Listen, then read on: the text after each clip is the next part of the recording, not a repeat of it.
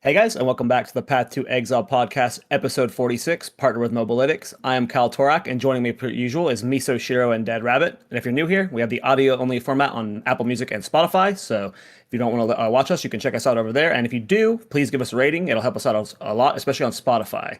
If you're a Spotify viewer, please give us that 5 stars. It helps a lot with the algorithm over there. This week we have special guest Prada back. Prada, I believe is this your third or second time on the podcast? Second. Hell yeah. Welcome back, man. How have you been enjoying the league start? It has been, I guess this is technically day 7, the 7th day of playing. I'd give it a solid 9 out of 10. It's definitely more fun than the game has ever been, but 4-letter word, the bugs. There's a lot of them. And they need to get squashed as soon as possible. I had a really unfortunate one at the start of the league with the content that I decided to instantly pursue because my ascendancy was locked behind it. And Abyss was, I don't know if it was the most bugged content, but there were like 4 soft lock level you can't progress without getting somebody in your party bugs that were like actually just terrible. Damn. But other than that, once you get those out of the way and like you're actually blasting and playing, dude, this update has been incredible so far. I'm like actually excited to get on and play every day for, 10 hours plus. Yeah, usually for me at this point, I've re-rolled and like I still have so much more to grind. The end game is it's so fun. And yeah, I think I was on like day 2, the morning of day 2. I was told don't do Abyss. Prada's got fucked by it, and he's making a video on how to solve it. So bad. Yeah, it was so bad. And then the whole time I'm doing that, everyone else is telling me that the other mechanics are bugged. I think on day 1 it was like Breach, Abyss, there was an Expedition, Questline Brick, one. Temple, and there was like a Delhi boss. Yep, Hilda last tier. Delhi boss was crashing, or if you would walk into a mirror, it would just insta-crash your game, so you couldn't finish the quest that way. Like there was... Damn. Every single mechanic was just unplayable. Yeah, but I didn't run into many. I ran into Hilda, and then I posted like, look at me doing the final expedition boss, and then like I posted in the Thorns Discord, and then like immediately multiple people responded like, how did you get past that? I'm like, what do you mean? It's like I've been bugged, like you couldn't get past it, and just yeah, I dodged the expedition one. In Abyss, you literally had to not die during the entire quest line. And you had just gotten to maps because it's like, league start or whatever, so you had to... That's how it should always be. Line. Yeah, if you die at any point on a quest line, you're bricked. You're done. Yeah, forever. And you're never getting your points in the Atlas tree. Sorry, buddy. Mr. Miso, how has your league start been going? It's been good. We'll talk about like how are you enjoying the league start rather. Yeah, it's been good. Enjoying the game at my own pace, heading down, doing everything that just kind of like piques my curiosity. I just finished my Atlas last night, the main Atlas, and that was good. Fighting the new big man, the Arbiter of Divinity is like, honestly, I'm like, this guy's way easier than the Arbiter of Ash. And it's been a lot of fun. It honestly, like, so far, this league has been absolutely amazing. Beyond what Prada just said, just like, the bugs has really been one of the biggest issues so far. But everything else has been great, though. Crafting, we can talk about that later. But yeah, it's overall absolutely amazing. So far, 9 out of 10 is what I'd say. Lots of improvements, lots of changes. Your thoughts, Rabbit?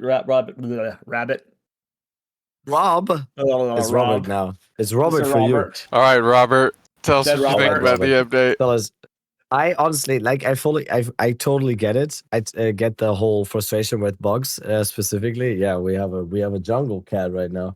I get the whole frustration with bugs specifically and all the like side noise or whatever. I can't. There's no way I cannot give it a 10 of 10. I fully get your point with bugs and everything. I guess I got lucky a little bit with bugs because I didn't encounter any game breaking stuff, at least for me. Got like nuisance stuff, like crash, one crash, or like a little bit of a buggy interaction or sometimes. I didn't get like these game breaking things, so I understand if that happened to you, that will take a point off.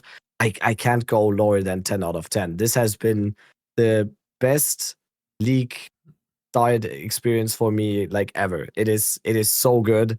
It is so good. I'm still every day. I'm like, today on my stream, I was like, what do we do now? I still have Delirium quest line. I need to do this, but also there's like 3 Jade Islands on my Atlas. I want to do this. I want to try out Abyss Form. I kind of want to do Ritual again. It's like it's so good. There is stuff that I would criticize, obviously, because like me and Cal, we already talked about it. The whole thing of not really being able to do Pinnacle bosses as you please anymore, but you are kind of gated by the Atlas and everything. There is stuff I would say is not entirely positive. I can't for the life of me not give it a 10 out of 10. It has been for me, they just knocked it out of the park when it comes to just like improvements to the end game. This is insane. It's I also think the community sentiment is also like extremely positive. Considering this is like the PoE community, and I don't think we've ever had an update in the history of either game where people aren't like complaining at the start in some way, you know? Everybody has had positive things to say, which is like such a breath of fresh air in this game. It's like insane. Yeah, it's really cool. I don't know. I've been enjoying the hell out of it. Before we get deep diving into our experience, like our full, thoughts on the end game passive or the campaign, the end game, and all the mechanic changes and stuff. How's your guys' build shaping up? Prada, since we didn't hear from you last week, what did you end up league starting, and did your campaign experience go as well as you were hoping to, and how did you transition into the end game? Yeah, so we bit the bullet and did the Abyssal Lich. I don't even know if you can call it a league starter. I guess we could call it a first character. It's not much of a league starter if you don't get ascended until you get to maps, but we last league had done Witch Hunter into Abyssal Lich, but I didn't really like that. I had to, obviously, when you create content, just a bunch of people are going to follow your build, just because that's how the world works, right? And I didn't like that. I was like, yeah, I'm going to play this build to fund this other one that I actually want to play. And then all the guys that were playing the first build were like, okay, well, what do I do with this one? And, I didn't want to I felt like I had abandoned the idea of the early Witch Hunter because I didn't have intentions of actually making a super crazy blaster with it. It was just make this character to make money for this other one. So this league, I was like, all right, let's crisis avoid that and just immediately roll into a character that I actually want to play that might be a little more difficult.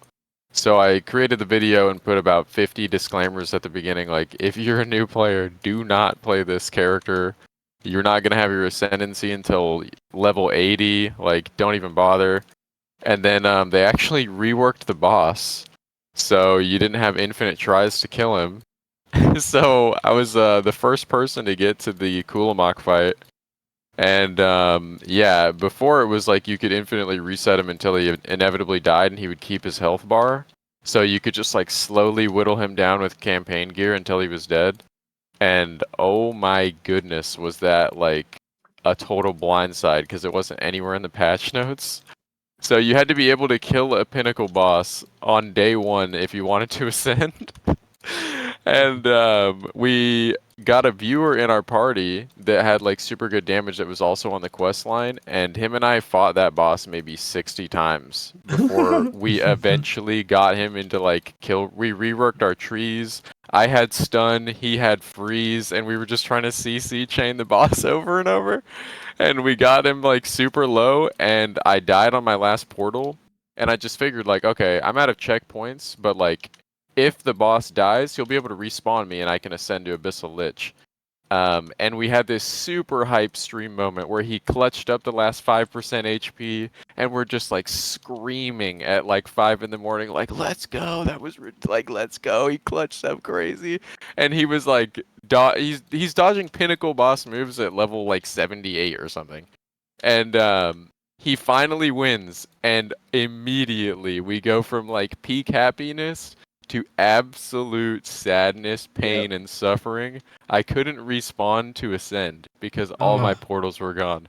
So we watched him ascend with our ticket, our Kulamok trial, because he hadn't done the full quest yet. He had just like he had gotten bugged in like an earlier section, but he just had the damage to help.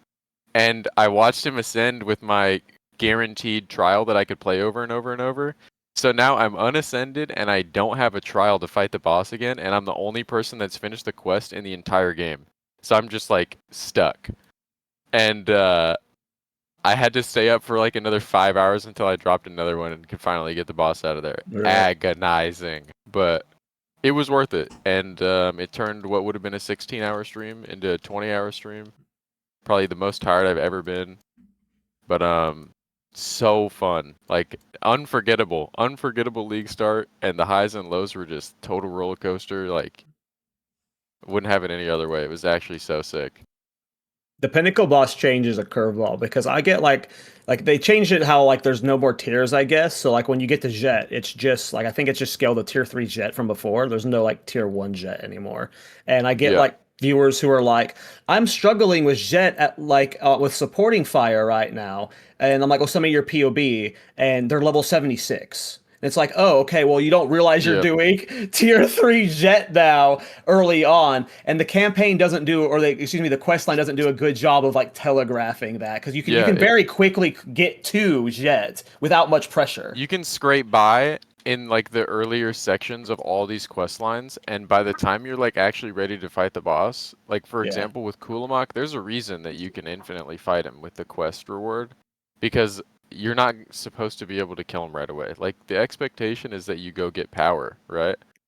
And it's rough because obviously people who wants to walk into a boss room at level 78 on a league start and like actually walk away from the boss and not kill him. You know what I mean? Like they're just gonna roll the dice until they eventually get the perfect moves and take no damage. Yeah, the guy said he had like a 10-minute kill on Jet. He was like, "It's so slow." It's like, okay, you went there a little bit too soon.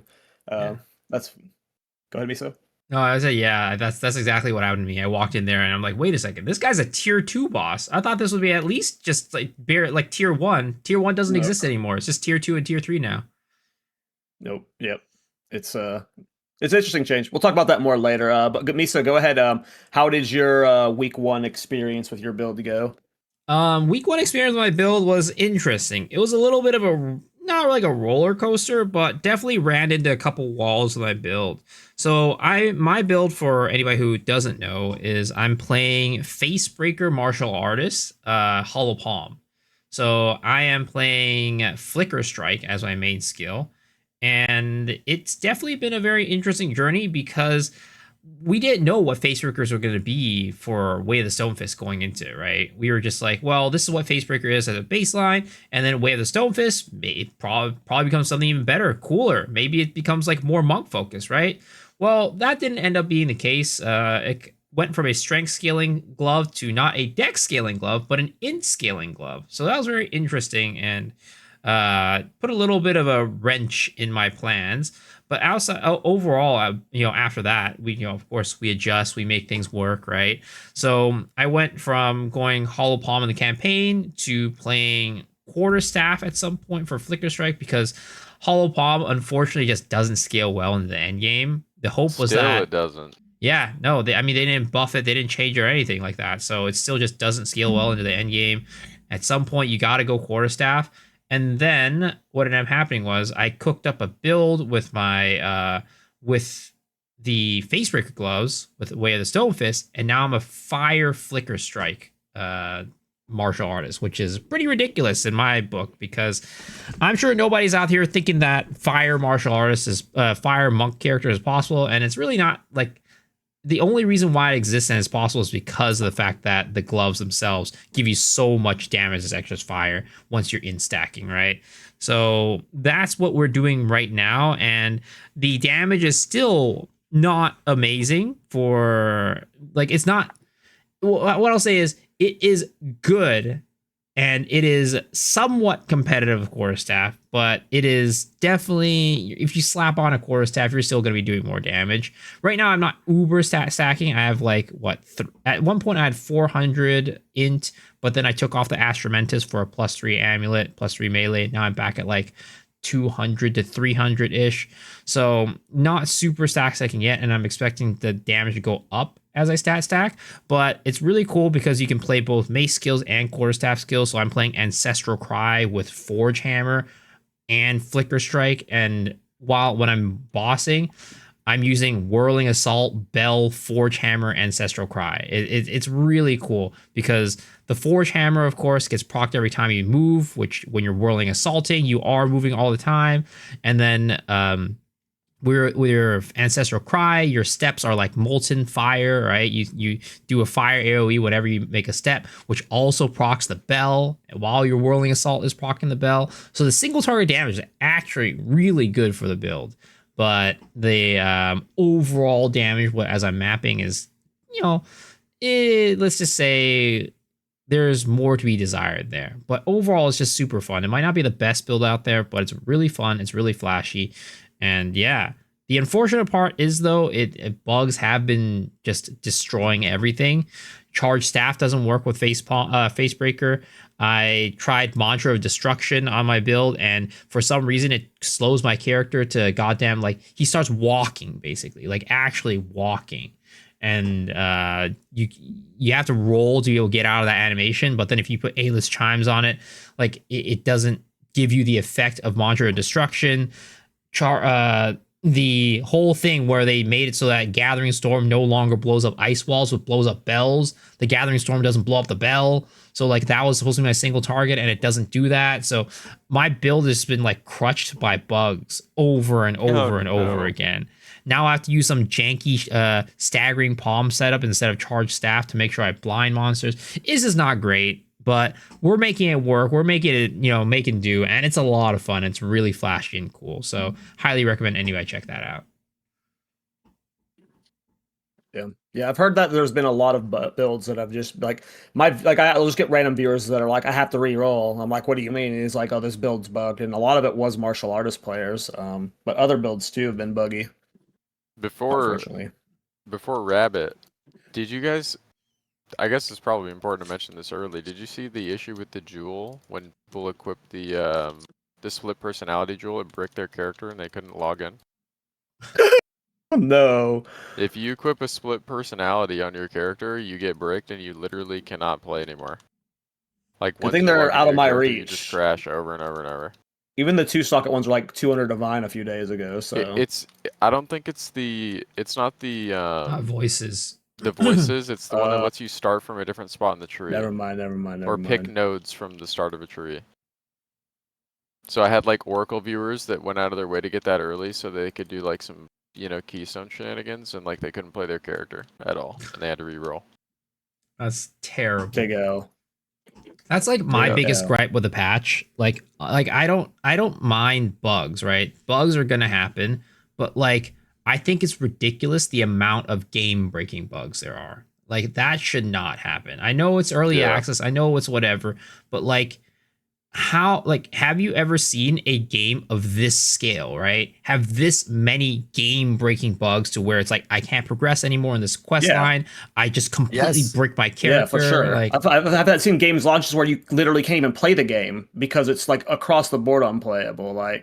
Before this, of I this played scale, FPS, so I've never seen a game drop with this many bugs, but I've also never seen a content update. Exactly. This, ever. Like, of course, I'm not trying to make an excuse for them, but it's like, I'm really happy with the game, right? I love it. I give it a 9 out of 10. But like, I think that this amount of game-breaking bugs out the gate and taking this long, like this sheer amount, is, to me, pretty unacceptable.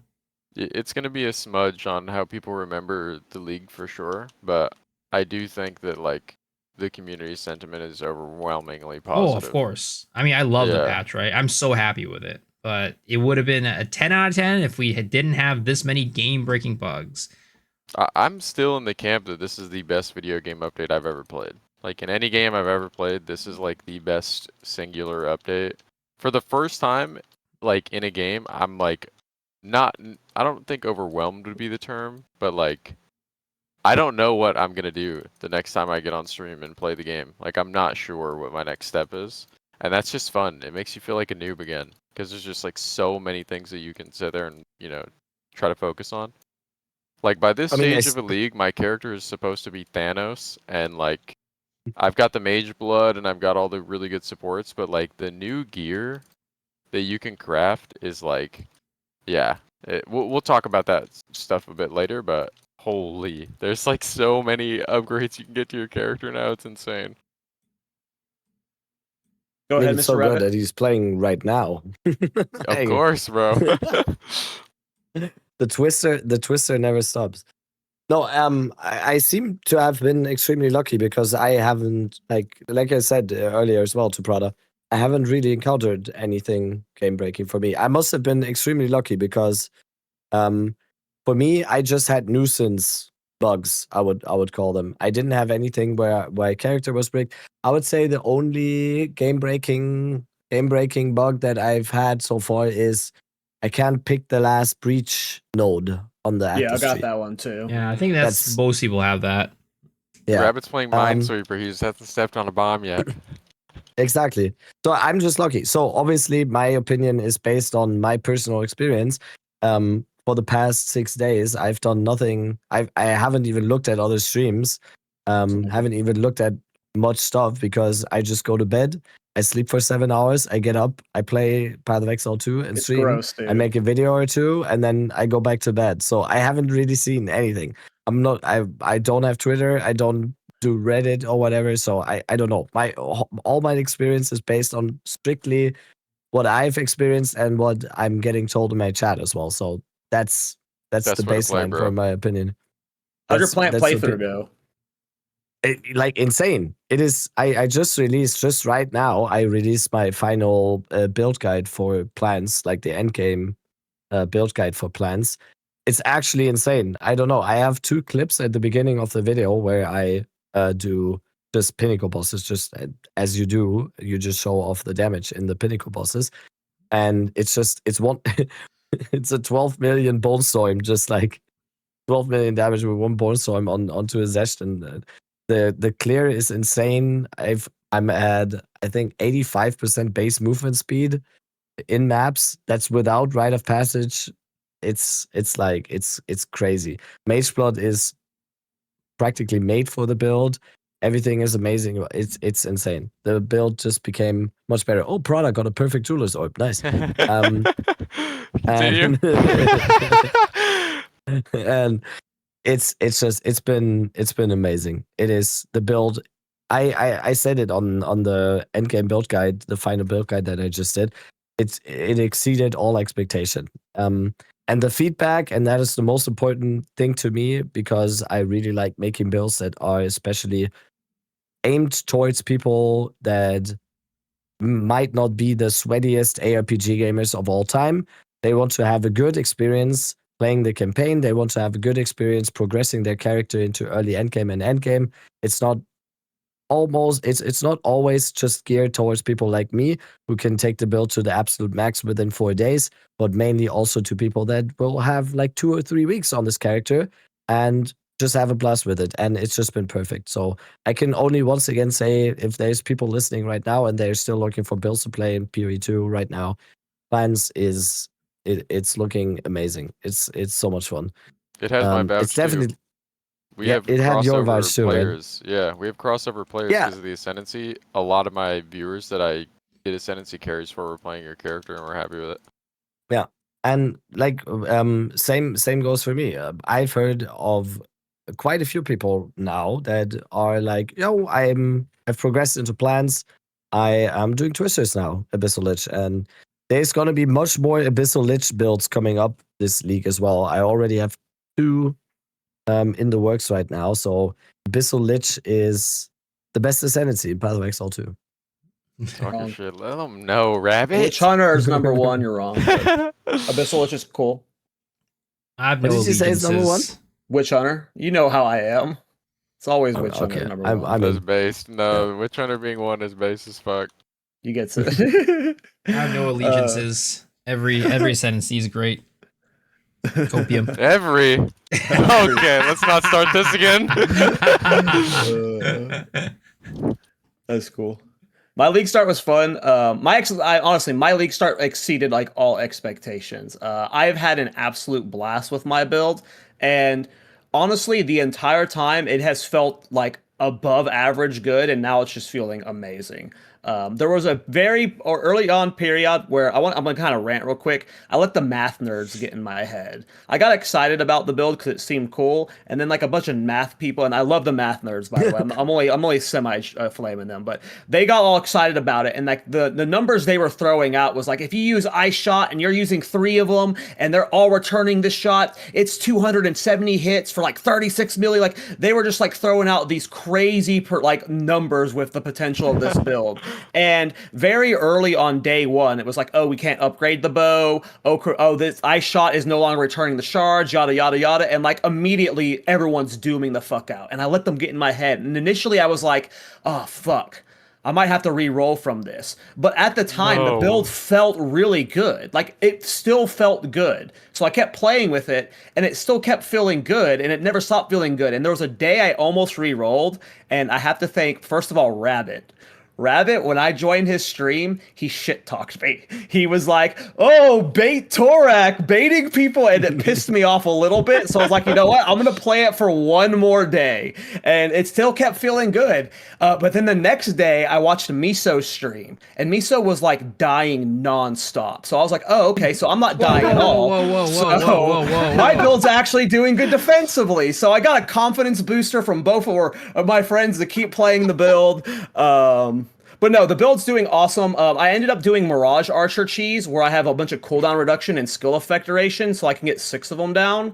And the way Mirage Archer works is you get a copy of your character. So it's getting the Ironbound bow that shoots the return projectiles, and it's been super fun. I don't know. I've been having a blast with it to the point that like I'm still playing it. I'm almost level 96, and I'm about to farm for an Adorned. Like usually at this point, I'm on build 3, so I don't know. I'm having an absolute blast. Sorry, Misa, did you want to respond to the flame? I mean, I just didn't build any survivability at my character at that point. That's I all. swear I watched you. His mouse you were died. you did 2, what's the map with the monkey? Sinkhole? You did 2 sinkholes in a row, and you died like 7 times across the both of them. It was a rough map. But you were just saying, the entire time you're like, I need to invest into defenses finally. I need to invest in defenses finally. Yeah, I mean, if you're playing a Hollow Palm character, which is basically as melee as it gets, with 0 investment in survivability, it's you're gonna die. You're gonna die.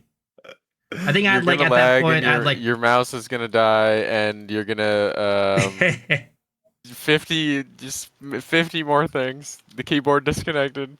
Yep, exactly. I mean, I think at that time I had like 4 energy shield nodes or something like that on an energy shield. I thought you were EV gonna character. say 4 energy shield. No, not that bad. But and he didn't actually die that much, but you know, like when there was a moment where I don't know if you guys had this, maybe Prada you did, because like we were like both deep into the league doing multi-mirror builds, and I had like temple build fatigue, where like even new characters I were making were immediately powerful from the crafted rares. I was able to like just so much power from temple, and like there was a moment of time where I was like, is my build good enough right now? Because I guess I just hadn't done deep enough solo self-found pushes with the build or something. And it was fine. Dude, last league I got to the stage where I wouldn't even roll into a character unless I could throw multiple mirrors into it, because I just wanted to see how far I could take an archetype. Yeah. Well, I mean, at that point in the game, I feel like that's like the only thing to do, right? Yeah. Oh yeah. I'm just saying, like my brain was still used to that kind of build power, and I was like, damn, like why am I not one-shotting tier 3 Jet yet? It's like, oh, because it's day 2 of a brand new league, you know. It shouldn't be possible for most builds to do that, right? So I just needed a little rewiring. It's like the opposite for me, because like this league, I feel like maybe not as much as like character power, but like in terms of cost for things has definitely been very interesting. It's like not the same thing as similar, but the cost of items is so expensive this league, because you are getting a lot more div drops and things like that. In a way, it's like, because Temple, it took about half a month to a month to get to that point where it was super inflated, right? Before that, it wasn't like that at all. People weren't Like, People were saying Temple was terrible, and it was a mechanic that should have never been added, and they Yeah. weren't going to play the league at all because it was so bad. That was the yeah. original, yeah. So like currency wasn't at this point at this early into the league last league. So it's been like a interesting like perspective change where like I just spent 15 divs on my character, 10 to 15 divs, but that's still just bare minimum investment because everything is just that expensive. Yeah, and then if you're quick to maps early as well, you have the plight of you cannot possibly buy an upgrade. There's nobody selling anything. So you might have the best spear in the game, and it's like literal garbage with tier 4 mods because nobody is at the position where they can sell an item to you. Yeah. And yeah, that's also like a progression stunter because you have to go drop and slam something that's better than what you got or get to crafting early, which is just like, it feels so bad to use your initial currency to craft stuff when you know that like somebody else is going to exalt slam something better than this in 6 hours, you know? Yeah, I played SSF until tier 15s, well into tier 15s. The Yep, only thing pretty that I much did same, was yep. I think I bought like a 2 perfect jewelers before that, but other than that, all my gear was SSF. Cool. Yeah, I don't remember. Like, I mean, obviously I was leveling with the unique, so I traded for those, but I don't think I traded for anything super important until deep late game this time around. The one thing that pigeonholed me this time around was Alder's Legacy. It's the thing that lets you extract the powers from uniques. For the first like 2 to 3 days, the only way you could get one is if you're literally sitting there at the window waiting for one to show up and you had to snipe it at like 90 divine. I still don't even know how you freaking get it. It's something from The Expedition quest line, Expedition, yeah. but yeah, that's what blocked me the most early on was I really needed one of those, and they're still expensive too. They're like 70 Yeah. divine.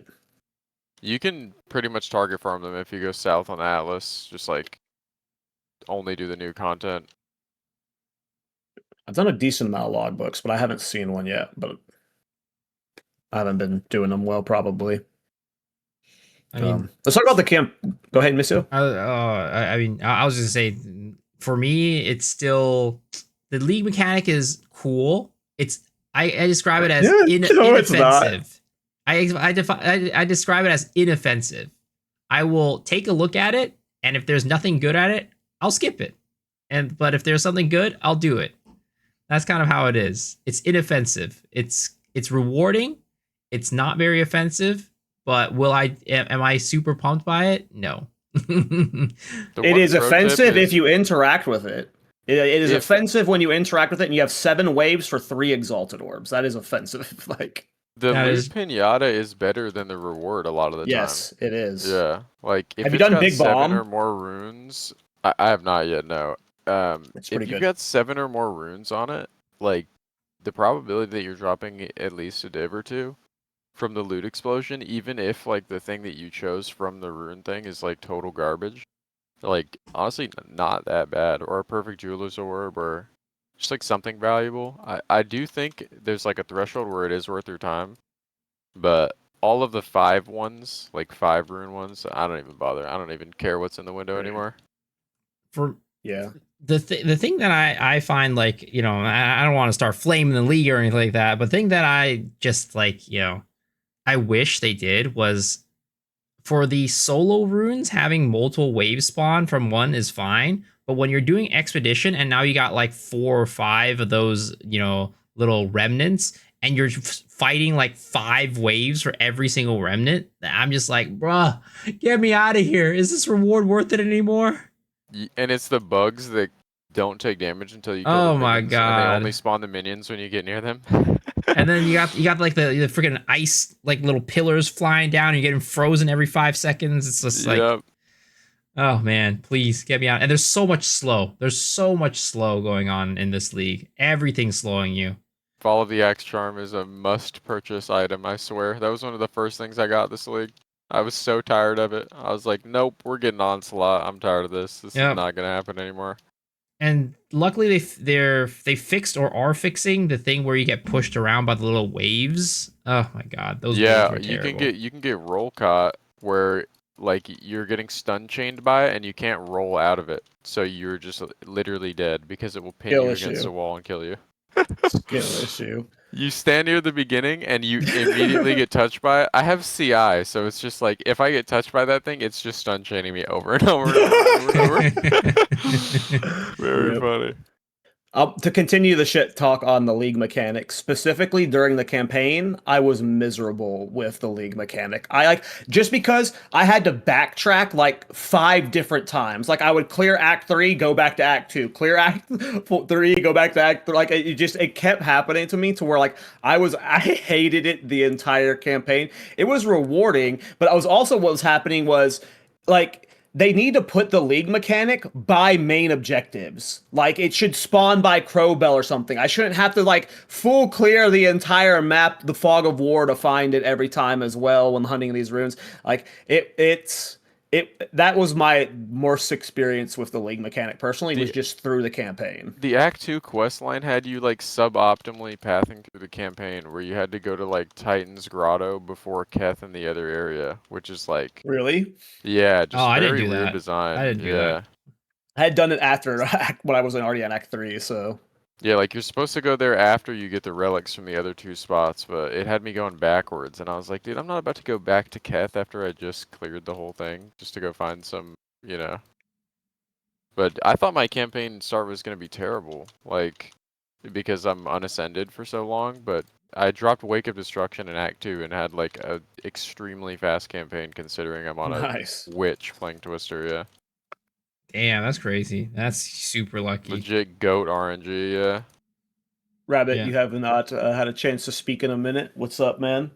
I had kind of the same experience when it came to the league mechanic. I thoroughly enjoyed the league mechanic, and I think it was a good addition to the campaign having it like that, because the campaign rewards from league mechanics have already been like very, very good for the general campaign play. And I would say overall, I don't think I've ever felt this powerful in campaign. And I feel Same, like yeah. the loot has been just much more, like there has just been so much more loot in the campaign. And I remember saying to my chat during like the whole ordeal and in like Act 2 or 3, I remember saying to my chat, like, guys, am I the only one, or are we getting so much more loot here? I can Support actually gems, choose between right? support gems. I can actually choose between items. I had the feeling that I could gamble a little bit more. I had extra regal orbs. I had more runes. That feeling was amazing in campaign. It made campaign play so much more enjoyable. Prada, what would you say? I had more support gems than I put in my guide because I was like, dude, I've Same. never had this many support Yeah, gems in my same. life. I don't know what to take on this. Like, I guess And I'm putting that 2 supports in Barrage now. Like, okay. that was the positive stuff. Like that Yeah. that Yes, felt agreed. amazing. Good points. But at the same time, I did feel the same pain that you felt, Cal, because I don't know, and people in the comments can maybe enlighten us or something. I don't know if it's something like I don't feel, even though I have kind of a sweaty attitude towards like league starts and everything, especially on league start. I don't do full rush. I don't do the whole speedrunning approach of just getting through it or whatever. I'm actually kind of taking my time at most spots. I did not realize I had to do certain things for the quest line.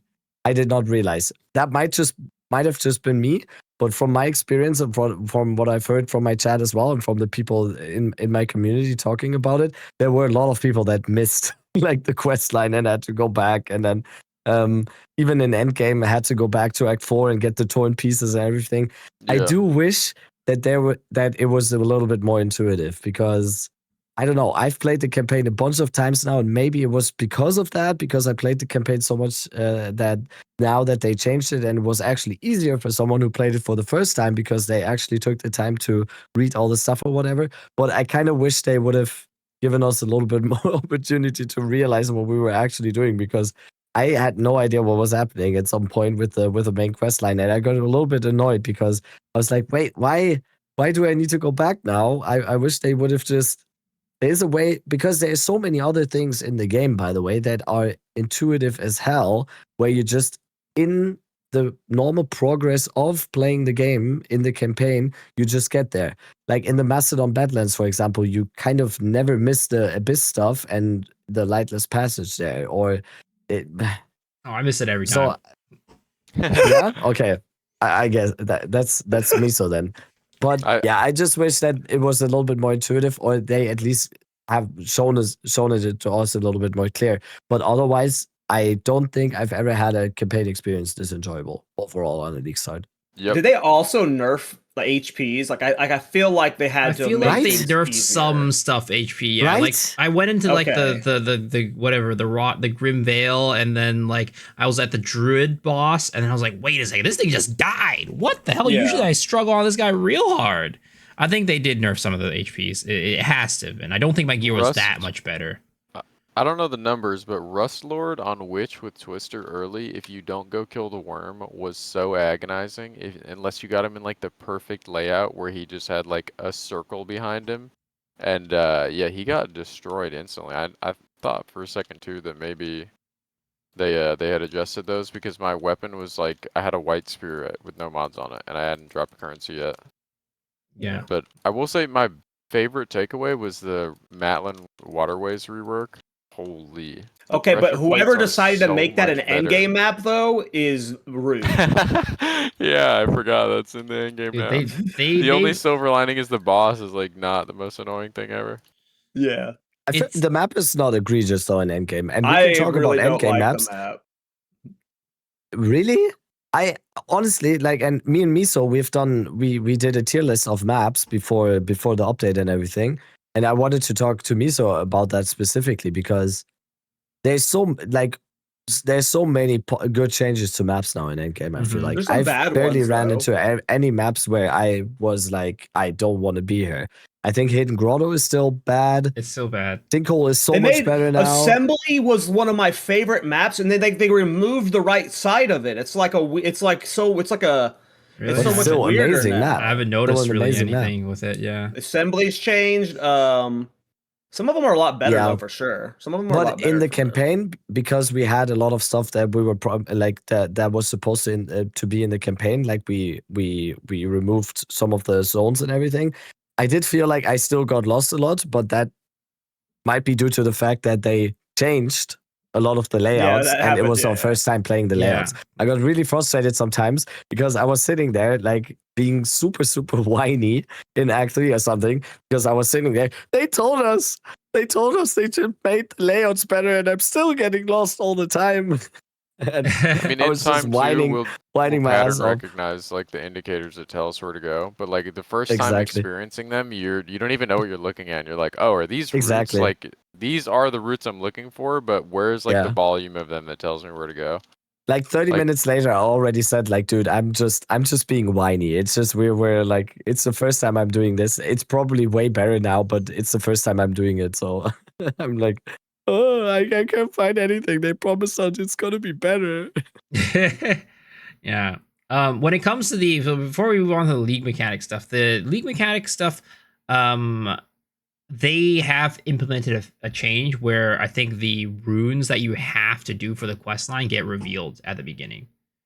I think they implemented that change, so it's a little bit more intuitive in that aspect, which is good now.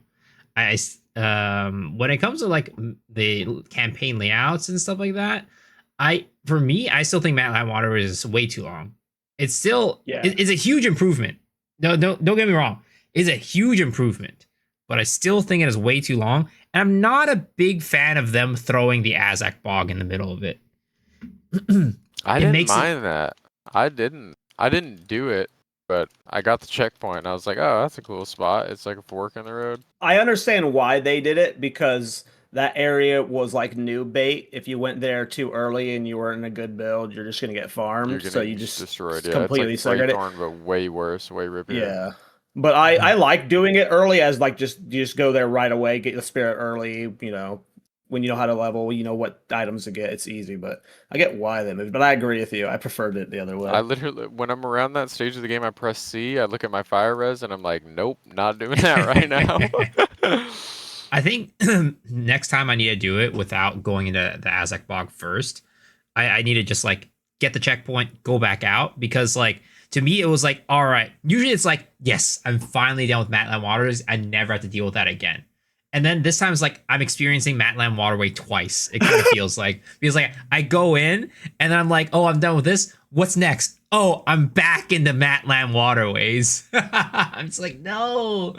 But other than that, there's like so many really positive changes to the campaign layout. I can't really name all of them on the top of my head, but like there have been so many really cool ones. Like one of the ones was like I think they streamlined it so that what is it, the Molten Forge or whatever it's called, right, in Act 3 in the Drowned City, that is on the way to Oh Yeah, you can't yeah. miss the it. Queen Yeah. of Filth. I was like, wait a second, Yes. this But is the the right Molten way. Forge map was like kind of weird though. I mean, the Like map they, itself is, and then they dropped a little like ice catalyst But or yes, whatever, and what is that for? It disappeared Oh, out of my yeah, I inventory at remember. some point, but people said that they didn't pick it up and they were still able to progress. So I don't, I thought it was maybe it's like, oh, you use this to go activate the boss, but some people are like, I didn't pick it up and I still did the boss. I don't know what that was, but the layout for that got so much better, in my opinion. And there's like I like. Go ahead. I was just saying there's so many more other instances where I like right now I can't think of that were like really cool, but like there were definitely a lot of campaign layout changes that were really good. There were a lot where I'm like, they probably should have changed this, but they didn't. But there were a lot where I was like, oh wow, this change is really cool. I really liked the Dreadnought change because I remember complaining about how I liked that it was like the two sections because it made it feel like you're going out of war. And they got rid of one section, but they extended the first section to where it's like almost like some of the old section too. So you still get that like long train battle before Jamin Ra. And it's Oh, still But it's really not good too Dreadnought rogue change, now. amazing. Yeah, It's still Dreadnought was really, really good great. XP. Like the checkpoint spots, if you're trying to reset Mhm. for some experience before the fight, was still really favorable. Agreed. Agreed. Okay, let's talk about the new Atlas and the new Atlas tree progression. Did you? So for me, I went straight for those Atlas tree points. I like within I think the end of day 2, I had killed Arbiter of Divinity 3 times. So because like when you kill them multiple times, you can like claim a massive point of them. Um, how did you guys approach the Atlas tree? Probably let's start with you. Immediately had to go to Abyss just to ascend. Wanted to set the standard and be the example for like, yeah, you can take SSF, super garbage gear. Everyone's gonna have better gear than me before they fight this boss, so no excuses. And then I got hit with bugs back to back to back. So immediately it went east. Like very first thing I did was rush to T15s because we were under the impression that you had to be at T14s to even challenge the boss. I guess Jonathan misspoke or there was like a disconnect. Jonathan had asked Mark if it was tier 11, and then Mark corrected him and said tier 14, but it actually was tier 11s. But there is no world where you can kill that boss when you're at tier 11s. So I don't know if that's like subject to change, but like from just a progression perspective, you cannot just go straight to the Abyss quest line early and be at a tier 11 to unlock the boss and then kill the boss. Like no shot. But yeah, so I didn't go to the fortress part right away. I was like a day late to that. And then I did carries for people because they're struggling with the boss, so it like really slowed down that section of the game for me. But yeah, right now I'm just like farming Abyss over and over because I just really like the mechanic. Don't really have an interest in Breach right now. Ritual's been fun just because the build is like, exceptional at it, and I have absolutely zero interest in playing Temple, so I don't have a single point in Temple, and I don't know if I will. I think that's going to be my new expedition. Like last league, didn't play any expedition at all. I think Temple's like my new expedition. I don't care what the loot is. I'm not playing that, but yeah, Delhi. I don't know what the currency's looking like over there, but maybe we give Delhi a shot, but I'm gonna Delhi be just seems good. honest. I've had pretty good experience in Delhi on the situations where it's like a random league mechanic. Like a lot of times I'm walking out with like a div plus like what is it called, the emotion. do you have the points? No, I have zero thing. I have I a have couple. half Actually, I have a the couple 30. points. I have like 4 points in it. It's like basically non-existent. I was gonna I've say Delhi juiced a lot of content, and I feel the difference. I feel like when I'm randomly doing like one of the free mechanics that the map gives, if I don't have the points in that mechanic, I'm just not getting anything from it. That's been my like anecdotal experience so far, but Yeah, I feel like most of the time when I find like Kosis or whatever the other Yeah. guy, Omniphobia, I'm walking away with something. I'm walking away with something decent. A lot of times it's a Tink. And then you randomly get the underground tunnel that brings you to the Oh double god, anoint that place is terrible. necklaces. That place is Oh, that terrible. layout is absolute Oh my balls. Like, god, please, Loathing Mire, I think it's GGG, called or something like fix that. that ASAP. That place is like, I don't like. Okay, one thing someone told me this. I don't like know if this is just a PSA yet or not. Watch how the blood in the river flows. It flows to where the amulet is. So look at the water. Yeah. It flows towards the amulet. That's It's how you can find it faster. it's PoE1, same interaction. It's that's still going on ass there, though. yeah. It's still ass. It's so big. If I could have a one please fix the Amanamanamamu mods with the Abyss tree will now spawn these serpents that can get the void. Like you guys have all fought them in your like the abyssal invincible depths. ones, yeah. Oh Oh, those are so my fucking goodness. annoying. Not even from like the boss or I'm calling it a boss just in concept. The fact that that just came out of my mouth is like that's my subconscious reaction to what's happening. This thing is so annoying and like attention seeking. I swear it's like there is no more aggravating mob in the game. So it's invulnerable, and it has a ranged attack. So it's never going to leave the void, and you don't want to go in the void to kill it because then you don't drop anything. So you have to kite the mob that has like infinite range out of the void, and then he has an invulnerability stage where he has to swirl twice, and then after he does his double slam, then the void will spawn on him again, and you rinse repeating over and over and over. And I'm not kidding, I've had times where I'm fighting this thing for 45 seconds just to drop an Abyssal Echoes, and it's never worth it. And Yeah. I don't care if a Pinnacle boss dies quicker than that, if you're dodging mechanics and like you have decent damage uptime. It is the most effective HP in a single monster in the entire game, I swear to God. Because you can't get Even a if window you to want kill to it. kill it early, you can't. Like at Yeah. some points, I'm just like, I want to leave the abyss and just fuck off, but you have to finish the abyss, and it's just like it's literally just taking no damage. Like it's an annoying mob for sure. You can kill Crowbell faster than you can kill this guy. Like waiting for him to run down his like alley. Like this, and this rare will spawn like 10 of them in your map. Terrible. You'll Terrible, fight them terrible, terrible. nonstop. It's so rough. I Yeah. hate that. I mob. just think just from like a pure fun perspective, I don't It's think very anybody anti-fun. has like an interest in keeping this monster the way it is because nobody likes it. But just like if this monster is this annoying and it's just some regular rare and you're fighting it all day and you're farming it all day over and over and over and over, like it has to be subject to change. There's no way anybody is enjoying this, right? Like surely not. But if you haven't played it, you probably don't even know what I'm talking about. But you'll know. You will know. You will eventually find this thing and you will know. Yeah, I saw that thing in maps, right? I was like, wait, this can spawn as a rare now? Oh, not maps, our campaign. I was like, oh god, this is gonna be Yep. terrible. And it's like you combine it with like the Amana's Void, and then you're just like, It's almost You like they get tried to nerf multiple the at farm. them. It's almost like they tried to nerf the farm because you would just look for the squid guy and the squid guy is what's printing like all the loot and stuff. And they're like, all right, so he's easy to kill because you can kite him out easy. Now we're going to put in the worst monster ever and he's going to spawn half the time. Have fun. It'll get removed. It has to. The Yeah, mob. there's I mean, no I shot. don't know. Well, Even if he spun one time before he was like vulnerable, that would be like an insane change to like how the interaction works. But invulnerability is cringe in video games. Nobody wants to play a game where every time they see a monster they have to stop and it slows them down. That's boring. Like just get them out of here. Yeah, but hey, speaking of that, it's Abyss League 0.3. You just three leagues in a row. It's Abyss. I ain't gonna I complain ain't that doing much it. because I love Abyss, but I have to say that Rabbit, Ritual League. have you done It's it the yet? Sleeper Ritual League. It is. Yeah, have you gotten your points Yes. and done it yet? Let's go. Yeah, it was the first league mechanic where I had full points in. So You started since Breach, right? Yeah, exactly. Since we're doing like the whole He league got starting breach thing, baited. I'm just gonna. I mean, kinda, but also it was fine. So my whole idea about league starting was once I got to endgame, I was like, I'm gonna max out one league mechanic. So then I can get the Atlas points while doing that league mechanic, so I can add, like double dip at least.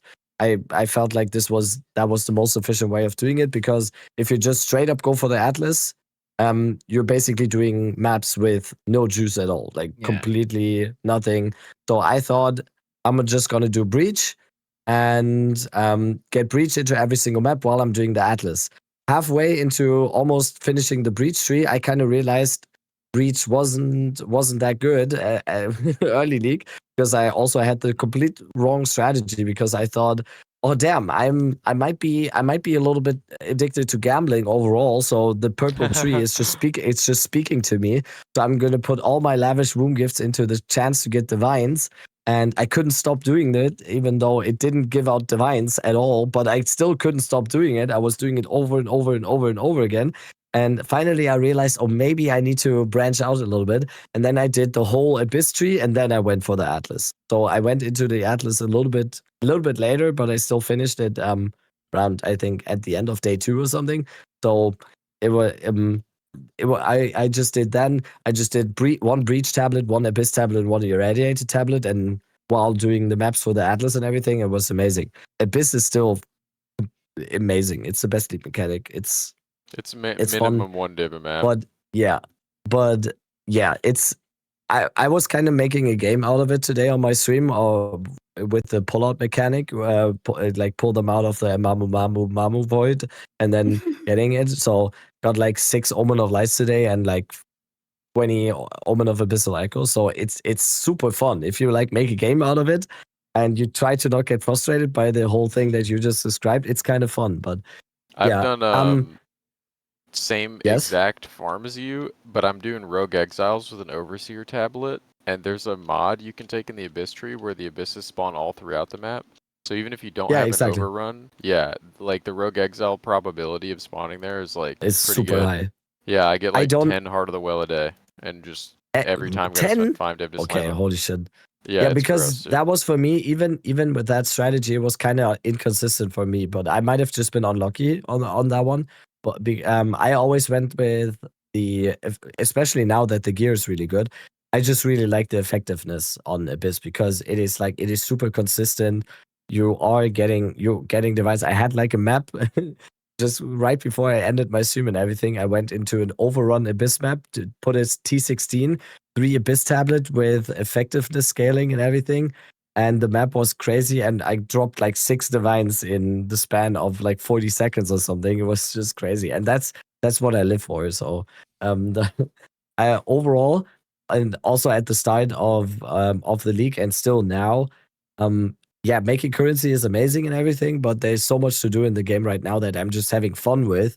Like, for example, Ritual is just super fun, even though it is super inconsistent if you don't get the big hits like Mageblood or Headhunter or whatever. But it's just fun. Like Ritual, I don't think has ever been this fun, because it's like 6 bosses spawning. You're dodging and weaving. You're like getting hit here and everything. It's like 4 monkeys slamming you with their sticks and everything. It's just fun. Making currency right now, it's cool and all, but I'm going for the stuff that is just fun to me. I got extremely lucky, I have to say, so I don't feel very strapped for being like, oh, I need to make currency to make my character good. My character was, even before I got the random Mageblood drop and the random Rite of Passage drop, my character was already like easily doing T15s super, super quick. And then I got a random Mageblood from Ritual. And ever since then, it's just been flying. Random. Yeah. That The streamer client doesn't. If you guys The have streamer not seen client that doesn't clip, exist, guys. you have to check Rabbit's shorts on YouTube. You have to check it. That clip I'm sorry. That's one of the best clips in the game ever, bro. I'm sorry. I was about to say that. I'm sorry. I'm very biased, obviously, but in my opinion, at least for my stream, that's the best clip I will ever have. There's no way. There's no way that I'm doing a random ritual. I say, oh, this kind of looks like Mageblood. I refresh, and then there's the Mageblood in that spot. There's just no way. And I make like a joke sometimes. I make a joke sometimes out of like chancing headhunters, and I do like the whole thing of doing the one chance on one headhunter where I'm like, oh, this is how you get a headhunter, and it never works. I didn't even do it in the rituals. It's not like I said in every ritual, this looks like Mageblood, and then I refresh every time. That was literally just I saw chevrons for the first time in the ritual window, and I thought like, oh damn, this looks like a Mageblood. So Yeah, if yeah, you it's gamble, you're not a loser until you quit, right? right. Exactly. No, it was.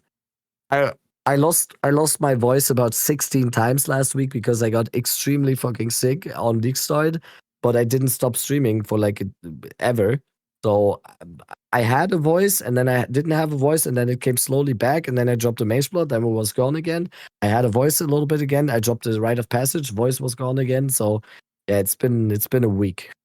Yeah, man. It's so rough. Random mage flood and then rite of passage. Yeah, as a guy You who's dropped a never. mirror in 3.28 in like week 1. What are you talking about? Hey, I've said this plenty of times. Yeah, That's where's my not turn? that's not good luck because the game knew I wasn't gonna spend that mirror. If they dropped me a second mirror, then that would have been good luck. But the first mirror, they knew I wasn't gonna spend it, so that's not good luck. That's just like, Me and oh hey, 0.1. That's some weird ass loophole to say I didn't get. Look, you're getting a mirror.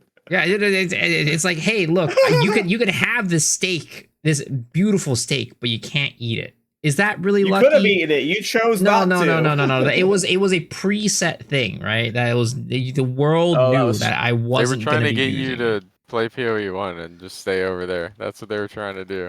Yep, They're exactly. trying to win you over. It wasn't lucky, guys. Getting that mirror was not lucky. It was the game It was knew fate. that I was. It gonna wasn't use luck, it was written. Yeah, it was written in It the was fate. stars. To the point of Lisan al-Gaib. Yeah. No? Okay. That was on a cave wall. That's probably some another. point. That's probably another movie that or book that Miso has read or movie watched. Have you watched Dune, Miso? Probably not, right? No, I have not watched, dude. You haven't heard of Lisan al Praib? No. Oh, wow. You'll know. Eventually you'll know. Miso, if you don't watch Lord of the Rings before we get to New Zealand, I'm actually He's not gonna. going to. I will. I Black- said I watch it on the flight. I watch it on the flight at the very He's There you least. falling go. asleep on that plane. I mean, you do have a long time to watch it, so. He's a plane sleeper. I'll watch it on the flight. You can point watch the that whole out. trilogy. You can watch every single one on the flight. Yeah, he could. He could do the extended cut too. Yeah. Yeah. Long ass flight. That's the plan. That's the plan. I'm gonna watch it on the flight. Don't worry. But back to the game. When we talk Yeah. about league mechanics, I Well, unlike- I don't want to move on from ritual too fast yet because I want to talk about ritual still. yeah, go. 'Cause it is easily my favorite league mechanic right now, and it is probably my least played league mechanic across all 4 patches, like by far. Like I really didn't care for ritual outside of like unless you call it King of the Mist farming. I've done a lot of King of the Mist farming, but actual ritual juicing in maps, like I did not give a shit about it. And How I much fucking nicer love is it that now. window too? Like I thought the unique element was gonna be super lame, but like because there are chases in it, like I'll refresh that button to see that new screen over and over and over until I win. Like Yeah.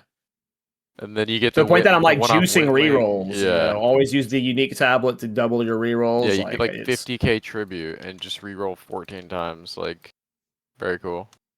And then see 0 omens. It's awesome. Yeah, sorry. That's all I want to say about Ritual. Is just I'm fucking loving it. I've literally like I've played, if you count Big Bomb and logbooks, like I've definitely played Expedition way more than Ritual. And outside of King of the Mist, I just never really cared to do it in maps. But I look forward to it. How do you guys a feel lot about now. that? You've got to go find your pinnacles. Rabbit mentioned it briefly earlier. Do you think Um, that's going to age poorly? Do you think people are not going to like It has that? to change. Yeah. It has to Yeah. change. I think it's weird how like, hey, I want to go farm this boss, but because I haven't found it on my can't. map, I can't. It's a Yeah. little bit weird. Maybe it's just because we're like spoiled in the past and we just always do it.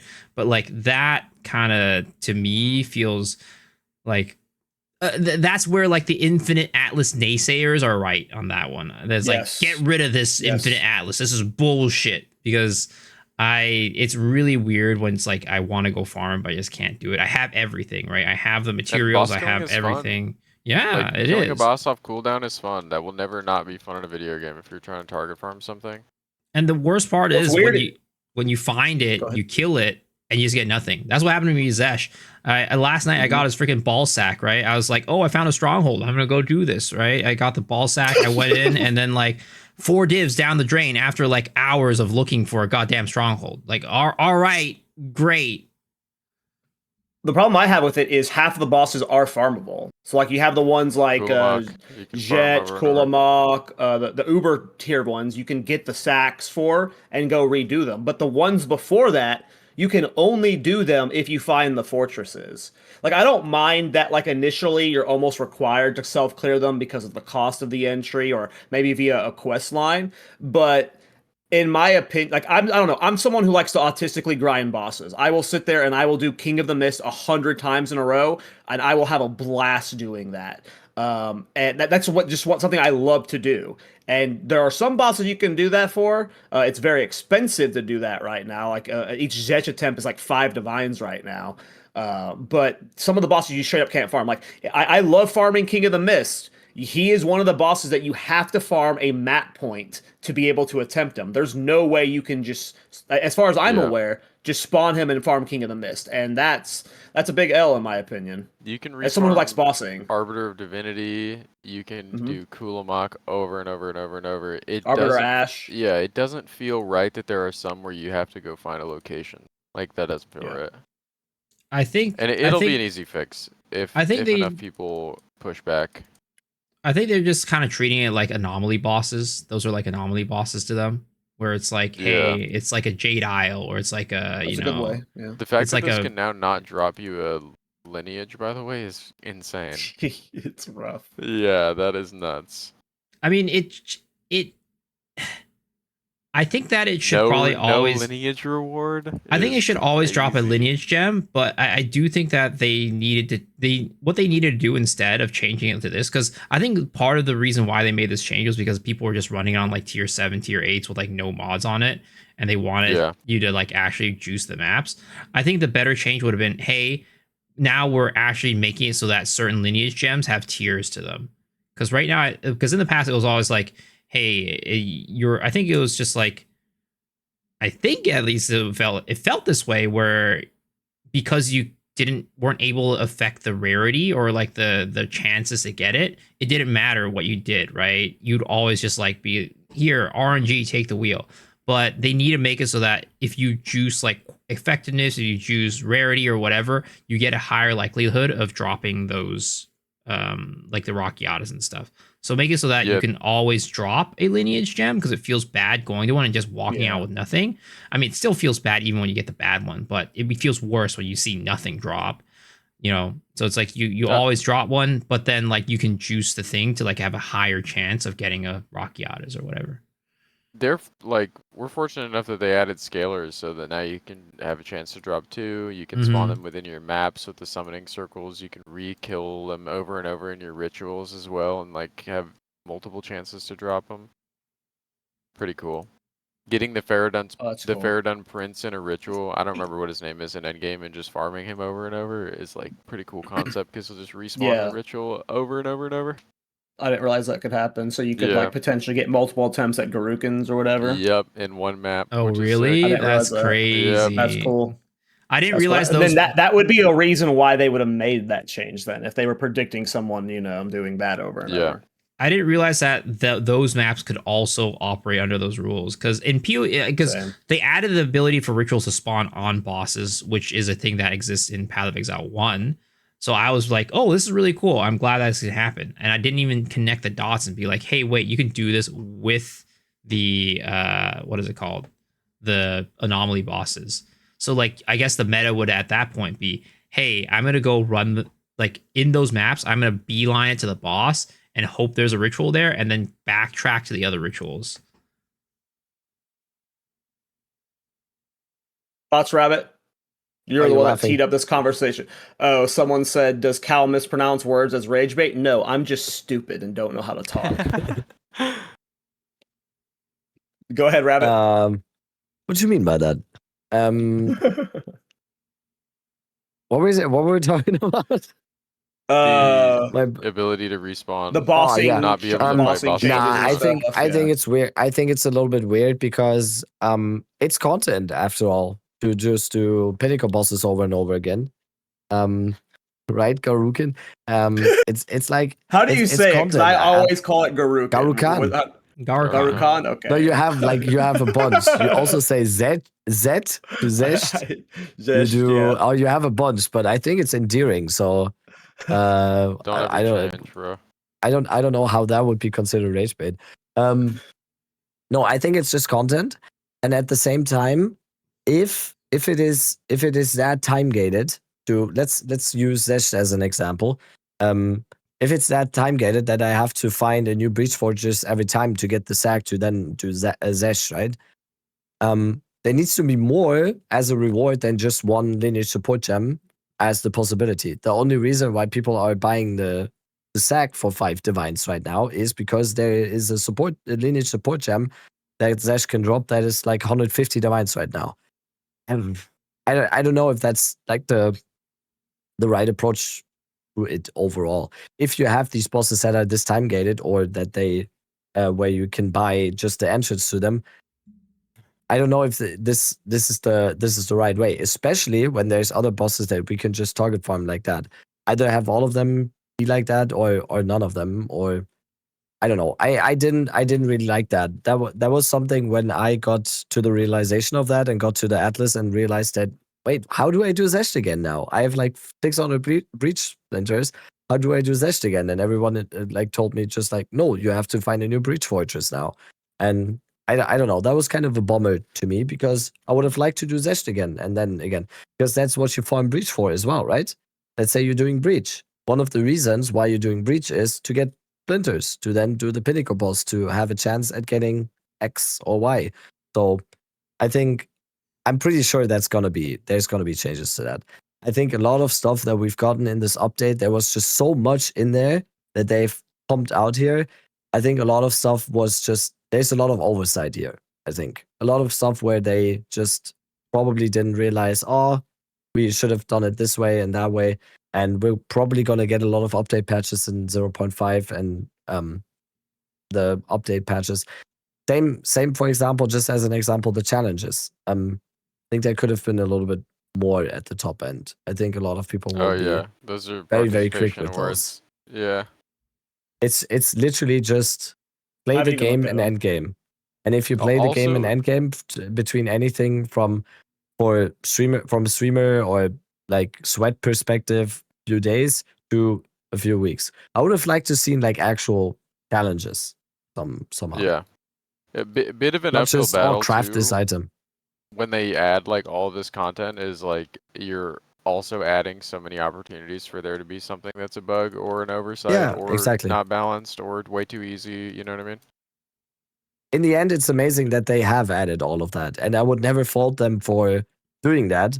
And I think it's ridiculous to now be like, because the reason why a lot of stuff seems a little bit buggy right now, or some things seem to be an oversight, is just because this is the biggest update Path of Exile, or like Prada even said, any game has ever seen. Like any live service, This is MMO, ridiculous. ARPG, whatever the fuck. Like, Would we all there's agree it was so worth much the in here. 6-month wait?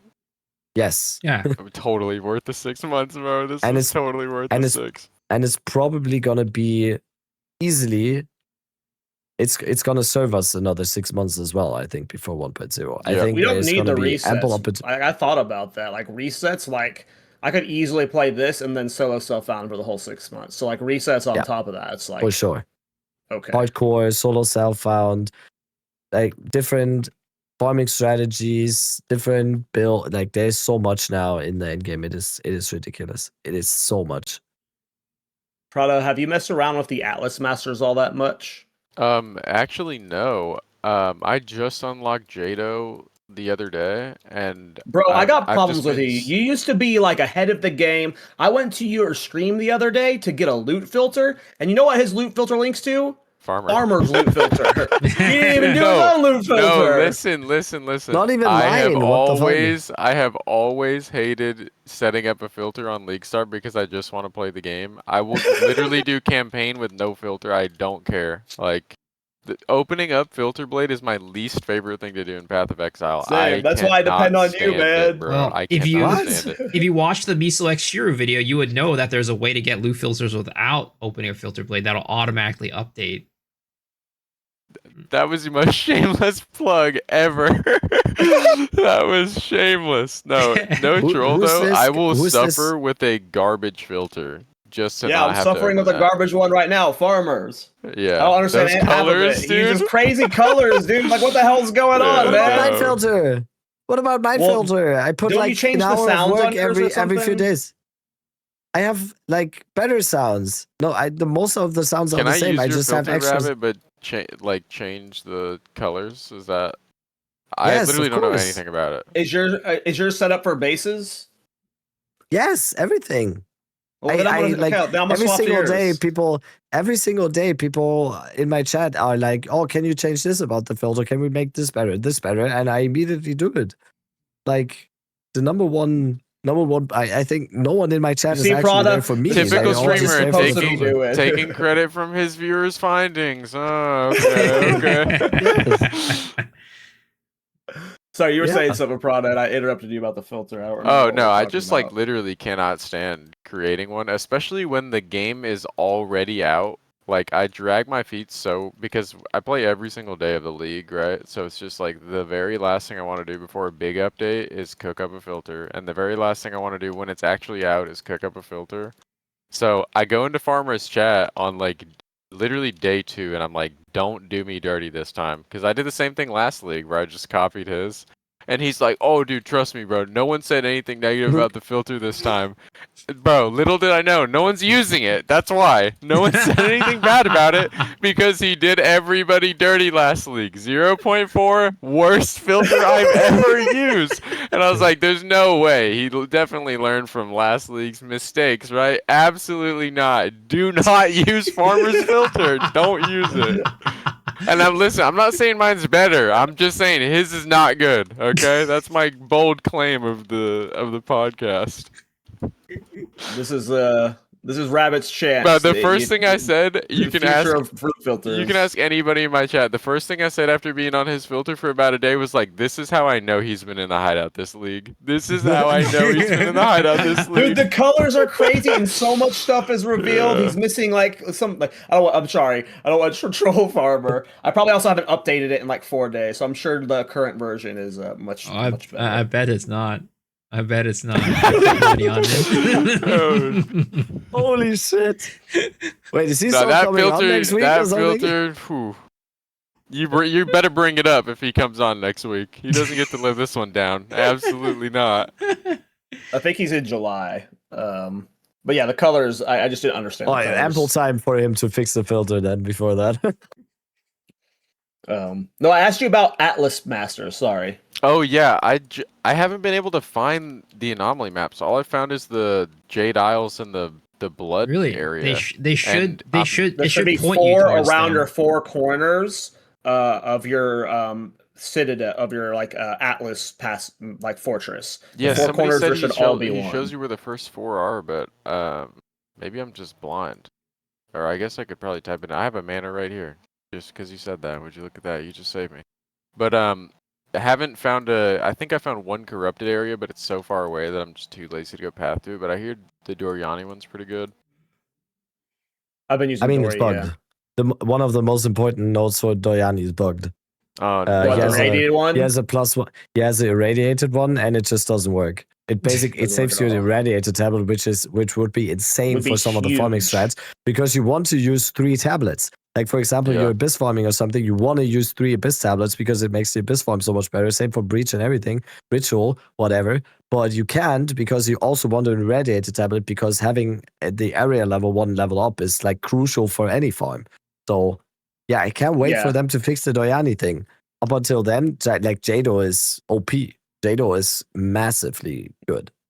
Doriani has crazy potential because he has that node, but he also has the 10% chance to cleanse or corrupt an area. And if you hit that, like all that with a, I think city maps, you can use 5 or 4 tablets. So you have the irradiated from him, plus you have 4 tablets juicing. Like, there's going to be some Giga Doriani juicing strats Yeah. down the line. A lot of people have been using the respawn for the expedition maps too, because they're like apparently super rippy if you don't have like crazy clear. So you can get a respawn on a map that might have one of those runes that's got like a crazy reward in it. Mm-hmm.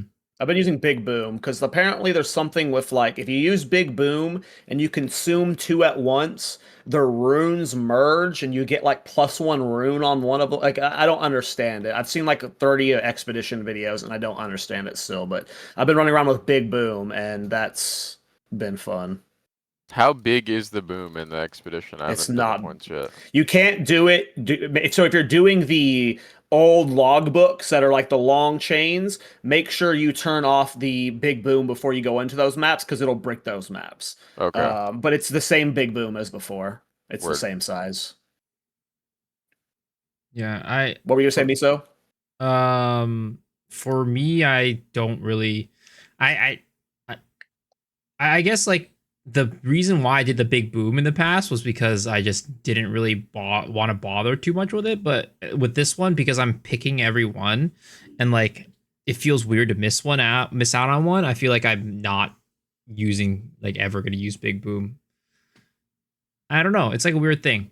It's like a weird mind thing. It's still a nice. Yeah, I get what you're saying because I was against it at first too. But when you're blasting expedition maps, I don't know. There's a lot going on with expedition. I need like the Dead Rabbit, in detail or Prada in detailed guide, Miso in detailed guide of like all of the freaking layers to it because there's like 10 rune crafts that you can do and stuff that like I don't understand any of it. Apparently, by the way, did you guys see that expedition? There are 4 permanent buffs you can get. And Yeah. apparently they all stack. You can get all 4 of them. You can get +1, you can get 10 spirit, you can get 5 all res, and I think there's one more, 5% max life.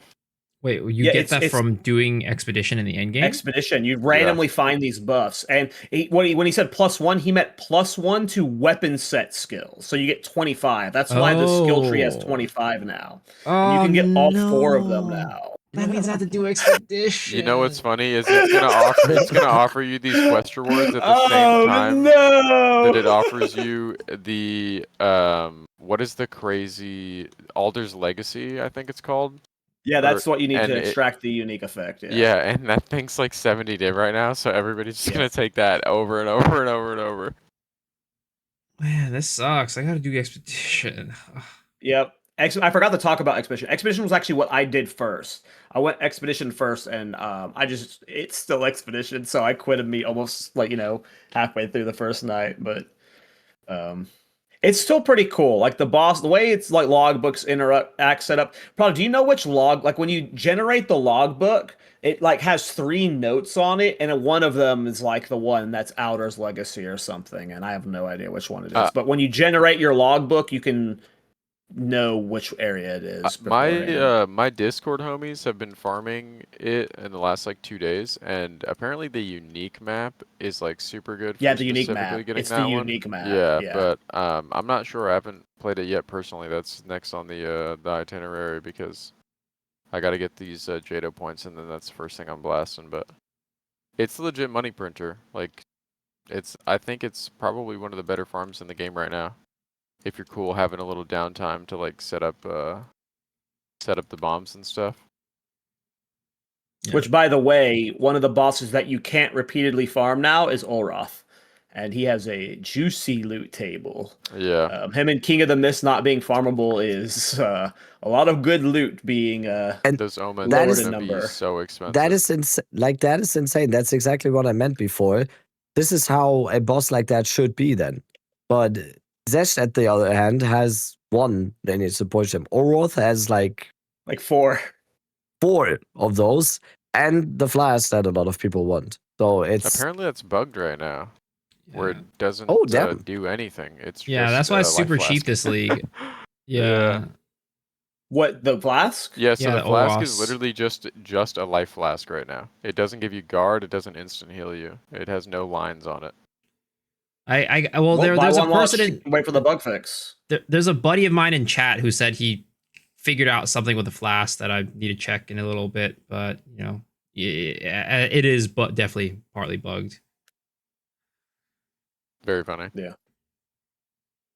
No, I'm trying to think if there's anything else about Expedition.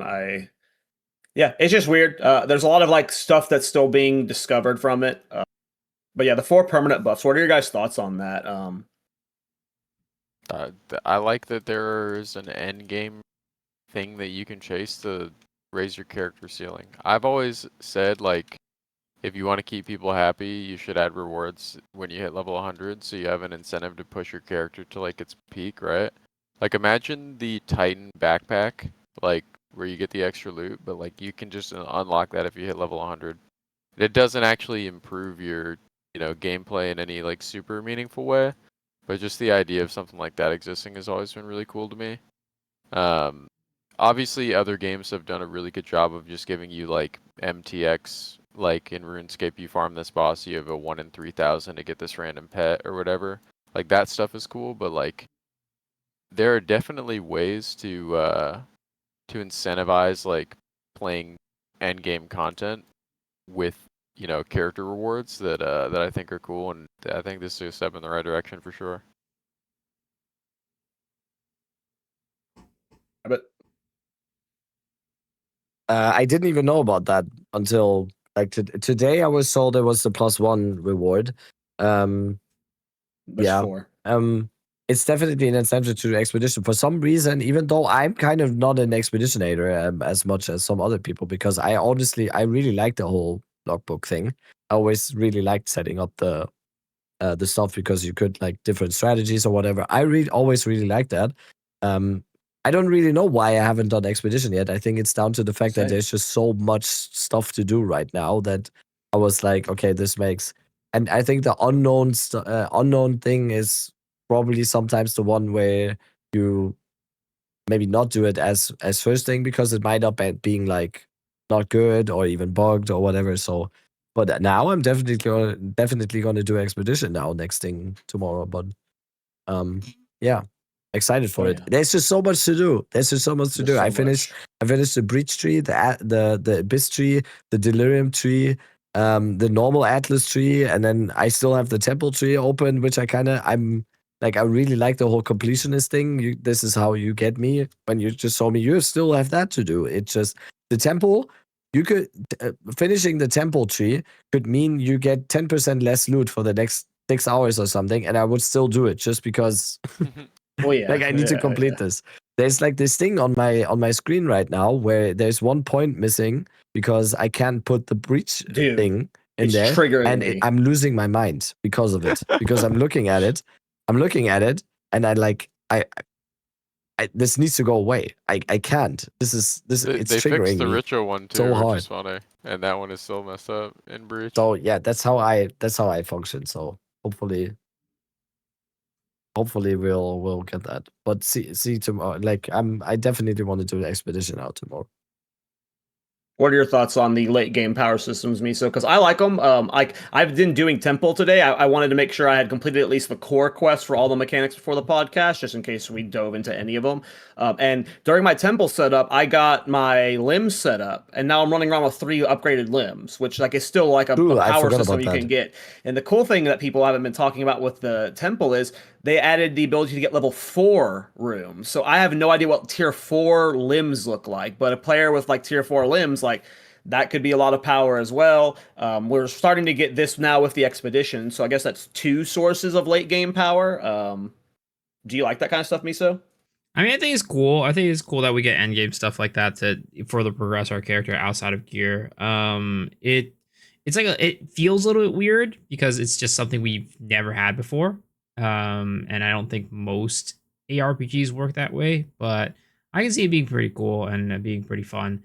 It for kind of like, in a way, I like it because it's cool progression, but in a way I don't like it because it forces me to play mechanics that I'm not really fond of, and they put it behind expedition, which is like I really have zero desire to play expedition. So it's kind of the same thing for me with like, it was funny because the other day I went on I was watching Crip's video, and he was talking about how like SSF is like, he's trying to convince people to play SSF basically, right? And then he's talking about how SSF is like really cool because when he's playing trade, he feels like he's forced to play one mechanic, whereas when he's in SSF, he can play every single mechanic in the game. Whereas I think it's the opposite, where in trade you have the choice of playing whatever mechanic you want, but in SSF you're forced to play every mechanic if you want to be crafting certain items. So I don't like it when I'm being forced to play a certain way in the end game. I feel like that's what Path of Exile does so well, in the sense that you can take your character anywhere in the end game and do whatever you want. But this makes it feel like I still have like things I'm forced to do. It's like you're already forced to do the campaign a lot of times. People feel like, right? They don't want to get through the campaign again. They want to do it again. They're forced to do it to make another character. After a campaign, I don't want to be forced to do another thing. So I think it's cool, but I also see, like, for me, at least the way I want to play the end game, I want to get to the end game. And if I want to do ritual, if I just want to blast ritual, I don't have to want to have to do the other things, because I don't have to do Abyss tree if I don't want to do it. I don't have to do the expedition tree or I don't have to do the temple tree if I don't want to do it, right? I just buy that stuff, but this is stuff that I have to do. A little bit off topic, but how was your guys' map sustain early? Just out of curiosity. Awful. Yeah. Fine. Yep. I had no problems. Yep. I was stuck on tier 13. I sent you a message, 5 brother. out of 7 of my bosses, like, in a row, did not drop me a single map, and I full cleared the maps just in case, like, one of the final monsters did. At the beginning of League, like, holy, that was so bad. But I'm not having any issues now. Just was curious about that. Yeah. I sent Prada a full caps lock message like day one after my first I stream. saw that. Full caps lock Yep. message. Like, I completely crashed out because I spent all my gold on Doyani. That was just. So I'm much pretty gold sure out there, they yeah. immediately changed something about that, because it immediately went so much better. But that almost ruined my enjoyment of Yep.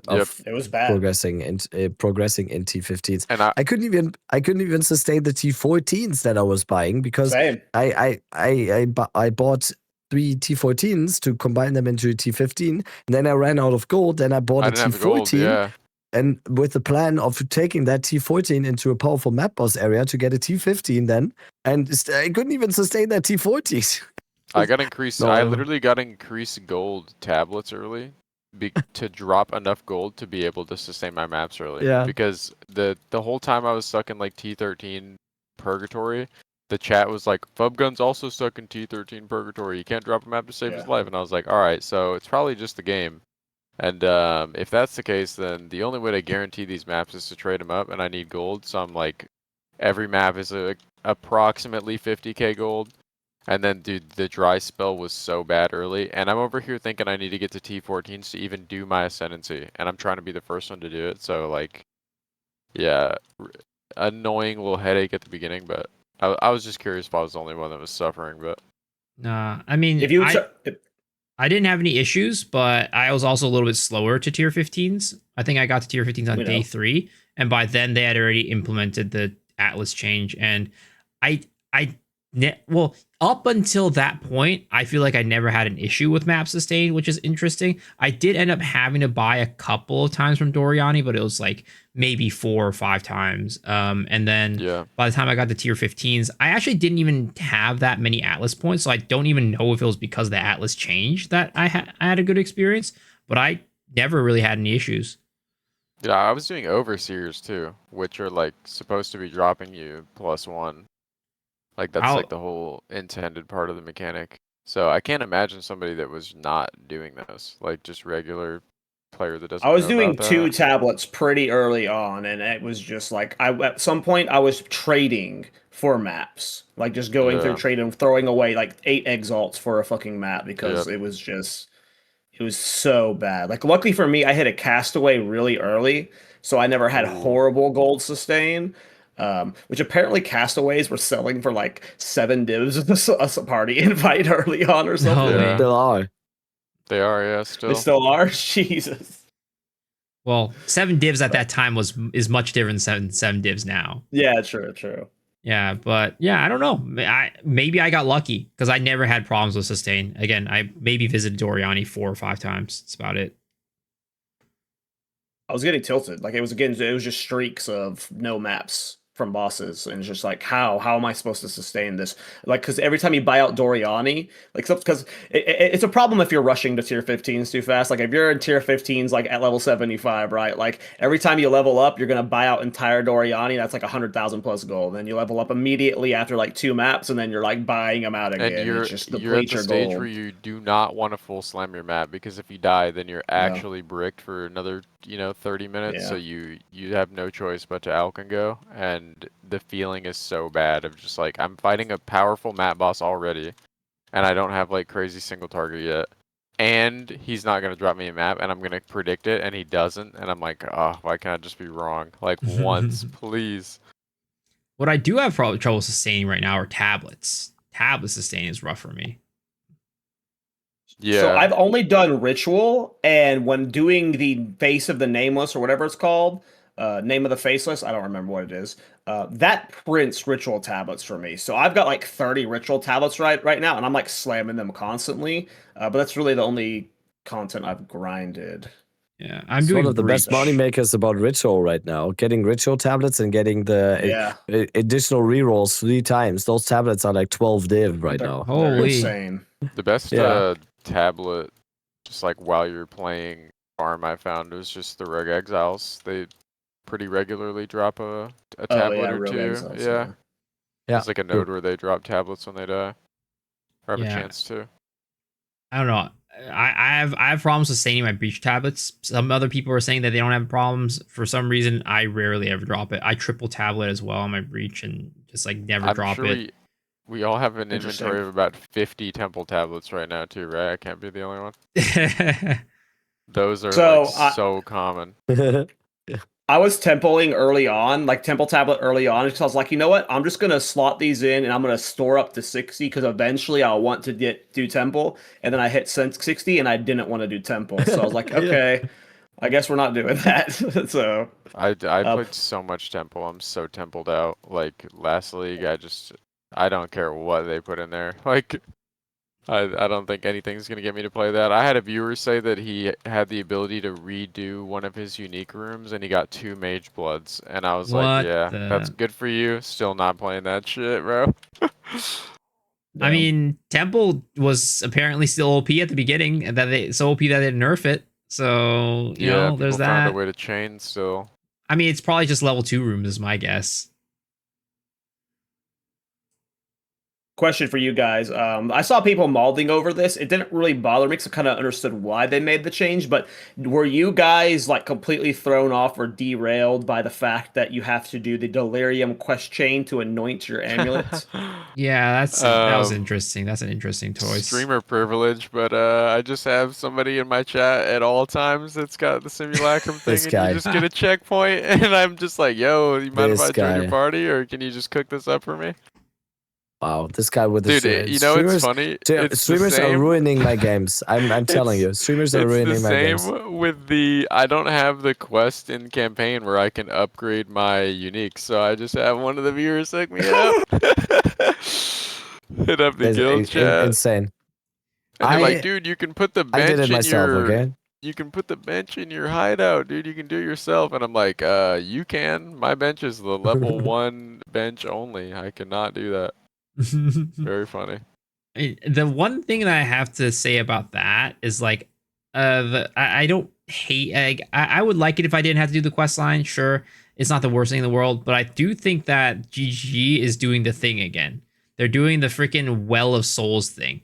Now I gotta go to this place to go anoint my amulet. Now I gotta go to the Well of Souls to go desecrate. Now I gotta go to this place to get to the Genesis tree. Yes. Like, you know. And you can't waypoint to half of them. You have to do it from your maps to open the portal to teleport. Yeah. It's you can't even you can't even do the Well of Souls checkpoint within your atlas without doing the quest line. You actually still have to use the campaign one first until you do the Abyss quest line, which is even more lame. Yeah, they're doing the thing again. They're doing the thing again. It's a little. You should be able to put Maddox in your hideout or something. Yep, for you sure. should have a little baby well that you can put in the corner and craft. Yeah.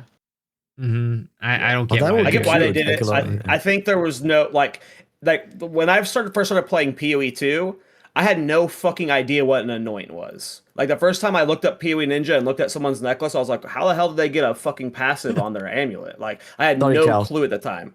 Sorry, Cal. That's actually how I started doing PoE2 content. Exactly that reason. Oh yeah, I remember you. I think that's how I told that met you. before. I think that's how I Yeah. got introduced to your content Exactly. with your video for that. Yeah. I played I picked up PoE2 just randomly because I had nothing else to do, and I couldn't find fucking a single video explaining it in a succinct way how to anoint your amulet, and that was my first YouTube video ever.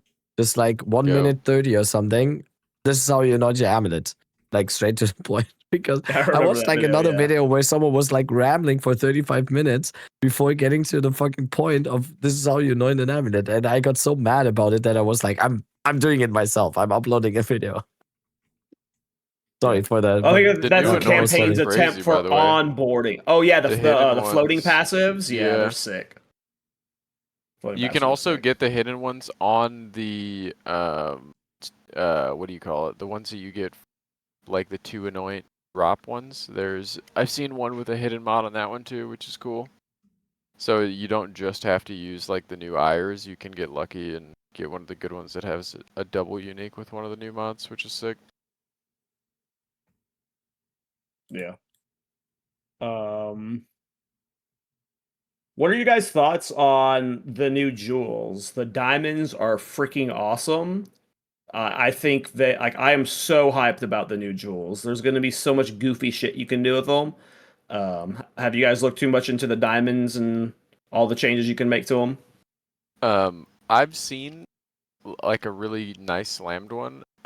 I'm more excited about the new jewel modifiers. I got The prefix suffix ones. Our guild crafter homie Max cooked up a increased effective suffix sapphire for me, and I have it in the abyssal lich slot, and it's giving me like 44 crit chance and 60 bonus. Like That shit's actually crazy. disgusting. Yeah, for 1 jewel, that's crazy. Do you know if that suffix? So, like, I'm trying to do an adorn setup right now using these jewels, and on a diamond, I can get cooldown reduction and skill effect duration. So I'm trying to do something super goofy. Do you know if like I have like increased effective suffixes at 55%? Is adorned boosting that 55%? I don't know if this is a bug, but Crystalline Phylactery works similar to Adorned, and it says 100% increased effective bonuses gained from Socketed Jewel, but it doesn't actually scale your increased effective suffixes on the jewel. Okay. So I'm not sure. Maybe just cook up a cheap one or find somebody that's got an Adorned already and see. But for example, like the jewel I have is 18% max ES, 22 crit chance, 30 bonus, 53 effect. And then when I hover like the outside of the jewel socket where it shows what I actually get, everything is doubled except for the increased effective suffixes. So I don't know if that's intended. I bug reported it already. Maybe if enough people bug report it, we'll get, like a comment on whether it's intended or not. But I'm sure most people aren't even interacting with it. Yeah. But it does not currently work with the like baked in adorned thing in the abyssal lich or in just lich in general, but I'm not sure what their plan for that is. Miso, thoughts on the jewels? I mean, I haven't interacted with the diamonds that much yet, so I haven't really seen like the true potential of them. But it does sound crazy that you can just roll anything on them. But it is one of those things where it's like a lot of variance now because you can literally roll from all 3 mod pools. But when it hits, you're gonna get a goddamn big diamond, big old just natural. The ability one. to get like rage on hit on a non-ruby, like just the weird little mods like that are max ES, like very cool. Max ES it's with attack cool stuff, yeah. Like with the increase, you can get increased suffixes, and both cooldown reduction and skill effect duration are both suffixes. Yeah. And you can't get those before because one of them's emerald, one of them's ruby. And now you can boost both of those with adorned eventually. And whether the adorned is boosting the suffix increase or not, that's still going to be like, giga for like. There's just going to be a lot of fun stuff to do with that. And it's just another level up for Dorn. Adorn keeps winning. Yeah, I think I'm gonna spend some time, maybe tonight, just like going through all, because I pretty much keep all the jewels I get. I never sell my jewels. Like all the bad ones, I just put it on my inventory. I'm just gonna go through and 3-to-1 all of them and just go Yeah. through a huge crafting session or something like that. I'm sure I'm gonna get something from it. Timeless jewels as well, by the way. Yep. Timeless jewels can diamond as And well. it works with Oracle. Like, that synergy. That character is still so Oh, good. true. Yeah. What are your thoughts, Rabbit? Have you messed with the jewels yet? I actually did it today. Like I actually 3-to-1 all of my stuff because I'm in the same as Miso. Every single jewel I find, it just goes into the stash, and mostly I forget about it. Yeah, it's a like really slim chance to hit a good diamond, and I haven't really looked into all the jewel crafting because I tried it a little bit today with the new emotions, everything, and they like a big thing is it's a huge gamble, of course, because you remove a modifier to get a new one, but if you hit that, that's huge. So yeah, it's very cool stuff, but it's just once again something that I haven't really gotten into yet because there's so much hidden modifiers in the anointment, like jewels, new jewel crafting and everything. I just need to wrap my head around all of that, and so far it's just been just playing the game and just getting the character up and running and just seeing and discovering everything just one by one. I'm also trying at least, which is very hard when you stream every day to like multiple people. It's very hard to isolate yourself. But I really try to at least do it. A lot of the times people come in and they go like, "Do you know about this? Do you know about this? This functions that way." And I'm trying to kind of like push Have that it. Yeah. out to the side a little bit for me because I kind of want to have this. I don't mind You're not still a knowing gamer everything behind the right now. stream. Yeah, you're still a gamer Exactly. behind the stream. You want a unique playthrough. Yep. I don't mind not knowing everything right now. I'm gonna be excited to then discover it by myself a little bit. Like for example, Expedition. I don't even I could look up right now what's the optimal way to start Expedition right now and immediately do this and do that. But I know that tomorrow I'm just gonna start doing Expedition and just see what happens. Just like what I feel like clicking. Yeah, Same I for think like that's Atlas tree progression. A lot of a people lost still go art. in like, what does your Atlas tree look like? What did you go for first on the Atlas? And I literally just say, dude, you're gonna finish the Atlas eventually. You're gonna click all the points. Just click what you feel like works for you. Like I started shrines. I don't know. I like shrines early on. I think it makes sense. Then I went into some of the stuff that gives you more rarity or whatever. Just click like don't worry. Like don't It's the obsess FOMO over that the you whole can't respec. Like, yeah. it's the FOMO that you Don't can't respec. but People are so don't terrified to obsess make a over bad it. choice, and yeah. Yeah. I do think that's Just weird go. that they It's a don't let you respec at all. That was jarring, for sure. Maybe it's unintended. Maybe for some reason the button wasn't ready. I don't know. That is a weird one. Like my only like justification for that is like they're like, oh, eventually you're gonna get everything anyway, so why do I need a reset? But there is a lot of FOMO that goes into not being a reset, or just sometimes just bad feelings because you click something and you realize that you don't want to go down that route anymore, and you're like, I'd like to go down this other one, but I can't anymore. Yeah, especially because you can drop things that like change what you decide to farm. Like, certain items will influence your play early. Like you're gonna run this mechanic because you got this thing. And like you've already kind of geared yourself into Rogue Exiles to do Abyss, and now you want to go run Breach, and it's like, okay, well these are never gonna spawn in now. Yeah. Yeah. Do you go speaking of like this and like the Atlas tree, what do you guys think about like how long it takes to progress through all this stuff? Like I've had a lot of people in my chats like this takes way too long for me to progress through all the atlases.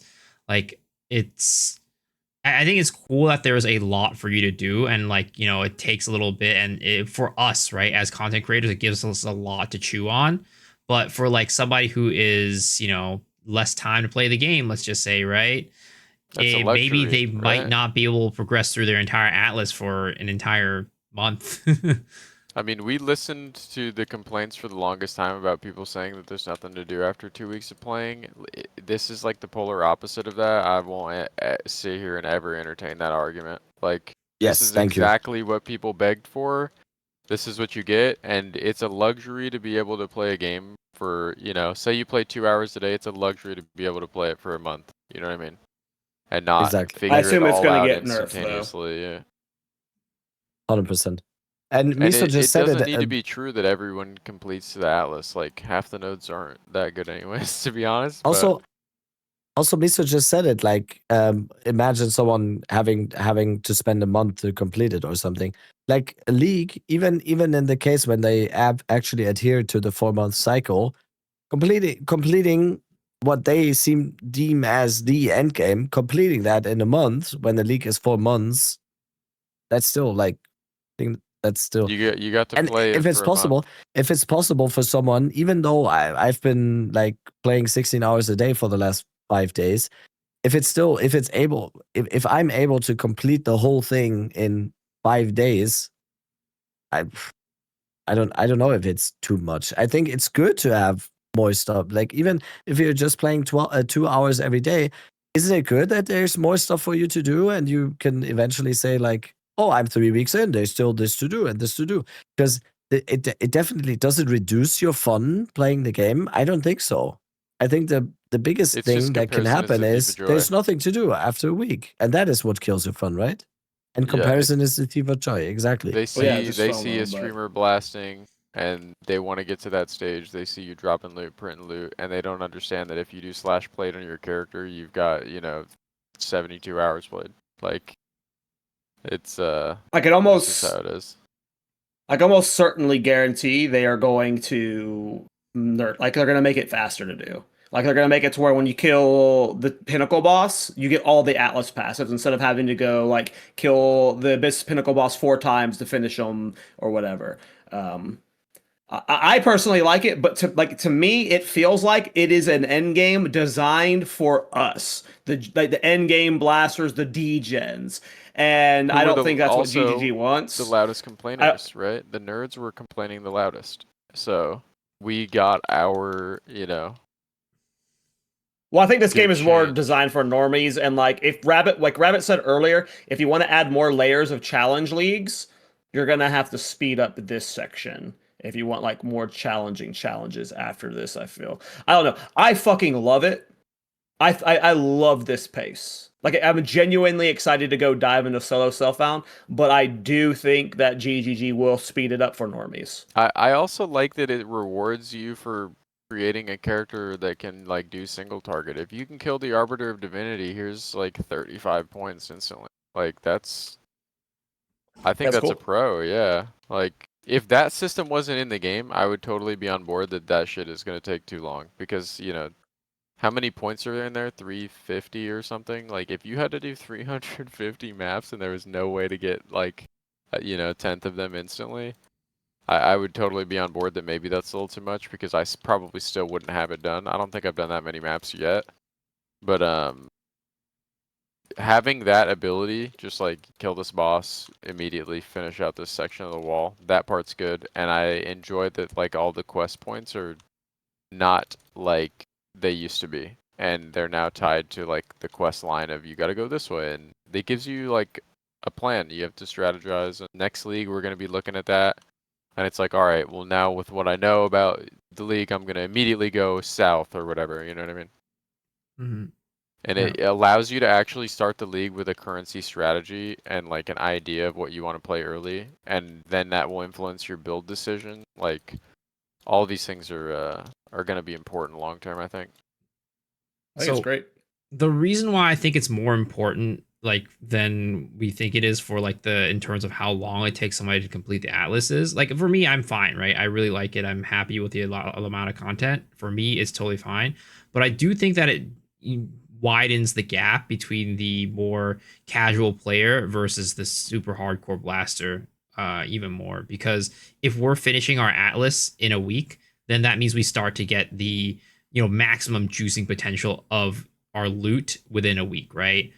Whereas if it takes the newer player a month to do it, that's so much more time for the economy to develop to a point where they might be getting outpaced by the economy even more than before because they can't farm as efficiently as somebody who completed their atlas in a week compared to the person that completed it in a month. Don't you think it's fair to say that like if we follow this logic route though, there is never a world where the casual will be able to compete with the blaster, and that's why he's a casual and that's why this is a blaster. Yes, like, but I don't know you know what I about mean? like there's a difference between not being able to complete versus like the gap, the distance of the gap, right? It's like, yeah, as a casual player, I should never expect that I'm gonna be, competing with somebody who's DJing full time.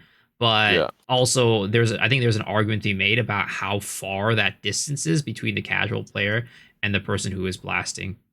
Yeah. Ultimately, because it's like rooted in like how it looks and how it feels versus how it is.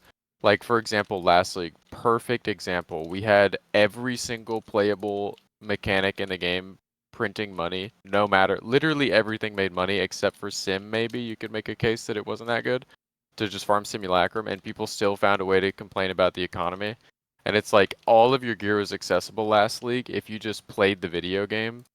Like you could literally play whatever you want because Temple was so pervasive. All of these other mechanics just like immediately rose, and all the gear was like, you can just buy it. Just go play whatever you want to play. You don't even have to play what's considered good or like efficient. You can play any content in the game. You could farm any boss in the game. All of it was good money. It's like if people are not knowledgeable or don't do the homework, or you're on your lunch break at work and you don't watch that 20-minute video and come home with a plan and you just like mindlessly get on the game, play for your 2 hours, like, yeah, I don't know if you should have a ton of currency. Maybe you should get outpaced a little bit, and maybe you should have access to all of the best gear in the game instantly, and that's just a part of your power curve, right? Mhm. Like, it's a nerd-ass game. We were playing a nerd-ass game. We signed up for a nerd-ass game. You might have been advertised a game about abilities and, characters and blah, blah, blah, but, like, ultimately the entire game is centric around the economy, and, you know, you make a conscious decision to not learn and stay in you know, the economic peasant category, where it's like, literally all you have to do is figure out 2 mechanics and you're good, bro. Like, if you don't want to watch the 10-minute video or you don't want to go interact with it yourself, like, I'm at the stage where I'm not feeling bad for anybody anymore. Like, we've dropped, between the 4 of us, we have dropped so much content on how to get your build off the ground and how to do your own farming strategies and how to think about the game, how to approach the game. Like, there are no excuses anymore. And these videos are still in the algorithm. And you can click on any stream at any time and just copy the homework. You don't have to know the material. You don't have to know why anyone's doing anything. All you have to do is hit exclamation point atlas, exclamation point build, and the entire game is being told to you. Like, you don't actually need to know any of the stuff. You just have to copy the homework and you're good to go. And you can't possibly drown. Like think of how many divines the average player is dropping now. Like, no shot, bro. They'll be alright. I think it's just feelings watching. I Clicking on hear a you stream. clicking the entire rant. Yeah, by the way. I hear you playing in the background. You click on a stream, you see his currency tab, you look at your currency tab, and you feel like shit. Like, that's a feeling. I don't know what to say to that. Yeah, but you're a blaster, you're a degen that wants that for the game. I'm telling, like, GGG is going to make it faster. Like, Yeah, they care about that normie but you're describing right now. I'm not saying this for the Atlas point. I'm saying this more so for the like inability to farm currency. This gap is going to get created by the Atlas thing. Like, you can't. It's not a sink or swim game like people say it is. Like, everybody will get lucky at some stage. It's just a matter of like, did you quit at the 6-hour mark? You know what I mean? Like, did you make it to the maps? Okay, cool. Step 1.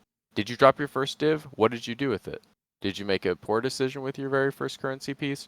Did you take your first 10 div and buy boots and a helmet and then complain about your damage? Like, there is an approach to the game, and there are lessons learned every league.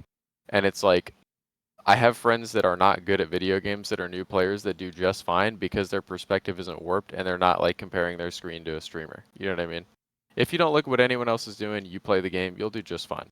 In a trade league, out of a trade league, it doesn't matter. Like, I think it's all feelings, it's all emotional stuff. Also, I'm in the derelict mansion right now and it's bugged. There's no door to fight the boss. It's still a thing, by the way.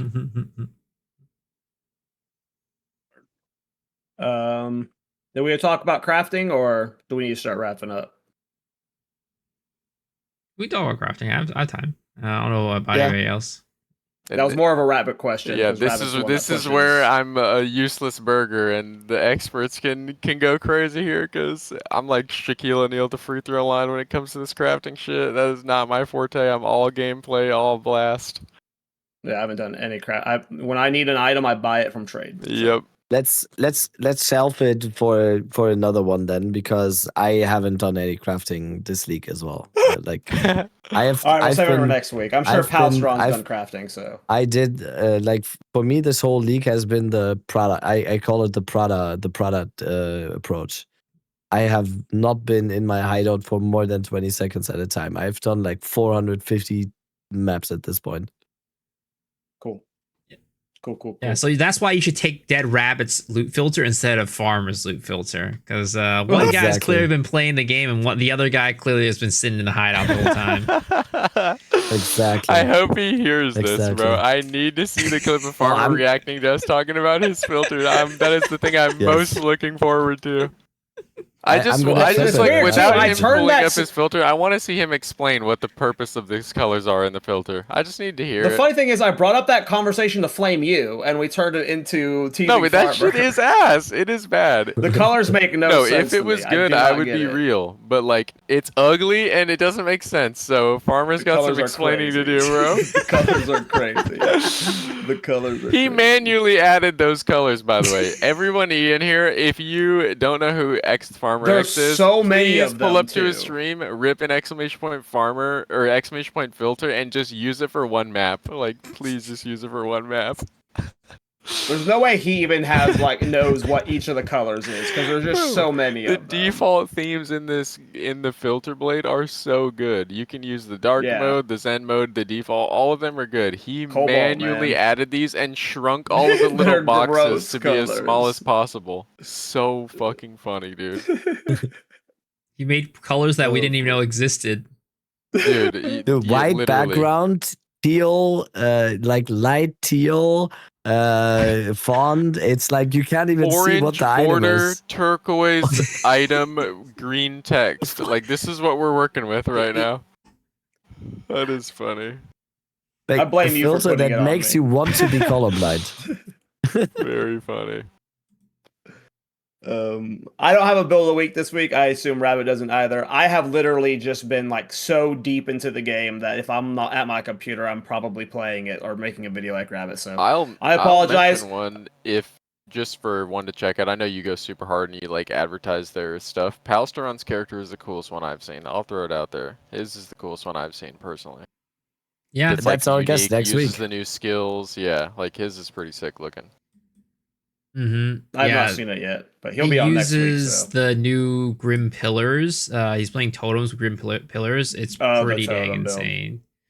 Yeah, it's pretty dang insane. But and I do have a build of the week, and Yes, it is. so originally I was gonna do one by Phalaris PoE. It was really cool. It was a Caltrops build where he Caltrops dodge rolls and procs stags and just uses the stags as the main damage. And then as he's going along, he shoots grenades because the grenades don't really have an animation like a startup animation. So you just instantly shoot it and roll and it cancels everything. So it's like an auto bomber ish that was just super fast, exploded everything. Unfortunately, they nerfed the Caltrops interaction, so that build's kind of not as good anymore. So instead, we have a build here by Uncle Jay, my boy Uncle Jay, who's playing kind of like an auto bomber ish build with it's just like a strength stacking repulsion build. It's like a what is it called? Blasphemy repulsion with Brutus lead sprinkler. So it's just whenever the repulsion procs to go and blow up the enemies, the Brutus lead sprinkler also procs the little volcanoes. It's just a nice little chill build. Not really I wouldn't say it's anything that's super blasty, but it's just hey, I'm gonna walk around and auto bomb mobs and they're just gonna die around me. So kind of cool. My man Uncle Jay always putting out some cool auto bomber-ish builds. Uncle Jay's great. Mm-hmm. Yeah, I saw this build in my feed and I did not click it this morning just because I didn't have time. I Yeah, haven't watched anything. So. it's not like a super blaster build, right? If you're a blaster, probably not gonna be playing this. But if you just casual, just kind of want to walk around, not press too many buttons, don't really want to play minions, right? It's a cool little thing. Yeah, it's cool. This is a classic Uncle J build. Indeed. Cool. It made it. It already made it into Farmer Stream, by the way, just as an info. Good. His whole chat is already flaming, and then he's trying to explain himself. His Val orbs are yellow, by the way. Like, That's so funny. perfect. Well, thanks for coming on, Prada. It was good to have you Thank back, you guys man. for having me. This is always fun. You guys are all three awesome. Both? Yeah. So Wait, hold on. You got now, Cal. No, you're no. included. Who'd you You forget? guys can sift over who I was talking about. No. Who you forget? Who'd you forget? This was sick. This is super sick. I had a Who'd good you time. forget? And Rabbit, you gotta feel better, bro. You sound terrible, man. I was worried he was going to be dead by this today. Because he just has not Dude, taken a break. Rabbit, you need to hit your health flask, dude. You're on fucking 10 HP right now, bro. Oh, I'm good. No, it's actually like it's gotten worse even sometimes over the past few days. It's weird. But like, what am I supposed to do? I'm addicted to this You gotta game pray and to- streaming, and You gotta pray to Jesus, bro. He'll cure you. apparently Just drop a though, mirror if and you you'll get be all right. deadly sick on League side, you're bound to drop a Mage Blood and Rite of Passage on day 3. So Dude, small price maybe to pay next for time- salvation, bro. This guy Exactly, sacrificed exactly. himself to the Vol gods or something. exactly. So yeah, I don't think I felt this bad in like quite some time, but at the same time, I'm distracting myself with 16-hour streams every day. So there you go. Oh, yeah. Did you plug where people can follow you, Prada? 787 Prada everywhere. We dropped a build guide today on the character that we league started. If you want to check it out, live on Twitch every single day. I've streamed for 479 days in a row. So God damn. we're doing the thing. The streak is living, and yeah, best community in the game. You already know. But thank you guys so much for having me. This was sick. This was super sick. Yeah. We'll definitely have you back, man. It's always fun chatting with you. Miso, take it away, my man. Yep. Misa Shiro, Twitch, YouTube, everywhere. Starting to try to post more on Twitters as well. But yeah, come check out the stream if you want to play you want to see Hollow Palm, Facebreaker, Fire, Flicker, Strike Monk. I call it the FFS build. Fire, Flicker, Strike. FFS, right? Martial artist build. So it's pretty cool fun. It's a good time. And I also posted a new video today talking about what items you should look for. Like, how do you determine what a good item is or not on the ground? So if you're a newer player and want to try to figure out how to, deal with all the items on the screen and what you should pick up, what you shouldn't, go watch that video. Don't use the farmer filter. Don't use the That's farmer the filter. best piece of advice. Right on. Rabbit, take it away. Yes. I'm actually probably dead soon, Rabbit. You No? can catch my last few streams on twitch.tv/deadrabbit. I also dropped the final build guide to my plants build today. And I'm probably gonna be on that build a couple of days more, and then we do a new build. And I have something planned already. That's my What? Yep. I mean, what do you mean? What? Almost worked. It almost worked. Cool. No, it didn't almost work. It it worked negatively. It like -7% worked. He almost fell for it, guys. Don't believe him. Yes. Yeah, fun episode. Thanks again for all coming on. We have a stacked lineup coming up next week. We have Palstron. The week after that's Gazzy. The week after that's Fubgun. And then the week after that might be Moxie. So we've got a hell of a lineup coming up. Thanks everybody for following and Yes, sir. subscribing to us. I hope Moxie, the everyone Overwatch watching guy? that. I don't know if it's the same Moxie. Different Moxie. Dear Moxie. Okay. Moxsy, I think is how you spell it. Okay. Don't forget, bros. If you go out tonight, be safe, be responsible, and hug your loved ones. I'm jumping out of here. Thank you Yep. guys for having me. You guys are goated. Later. Peace, peace, We'll end there peace. too. Bye.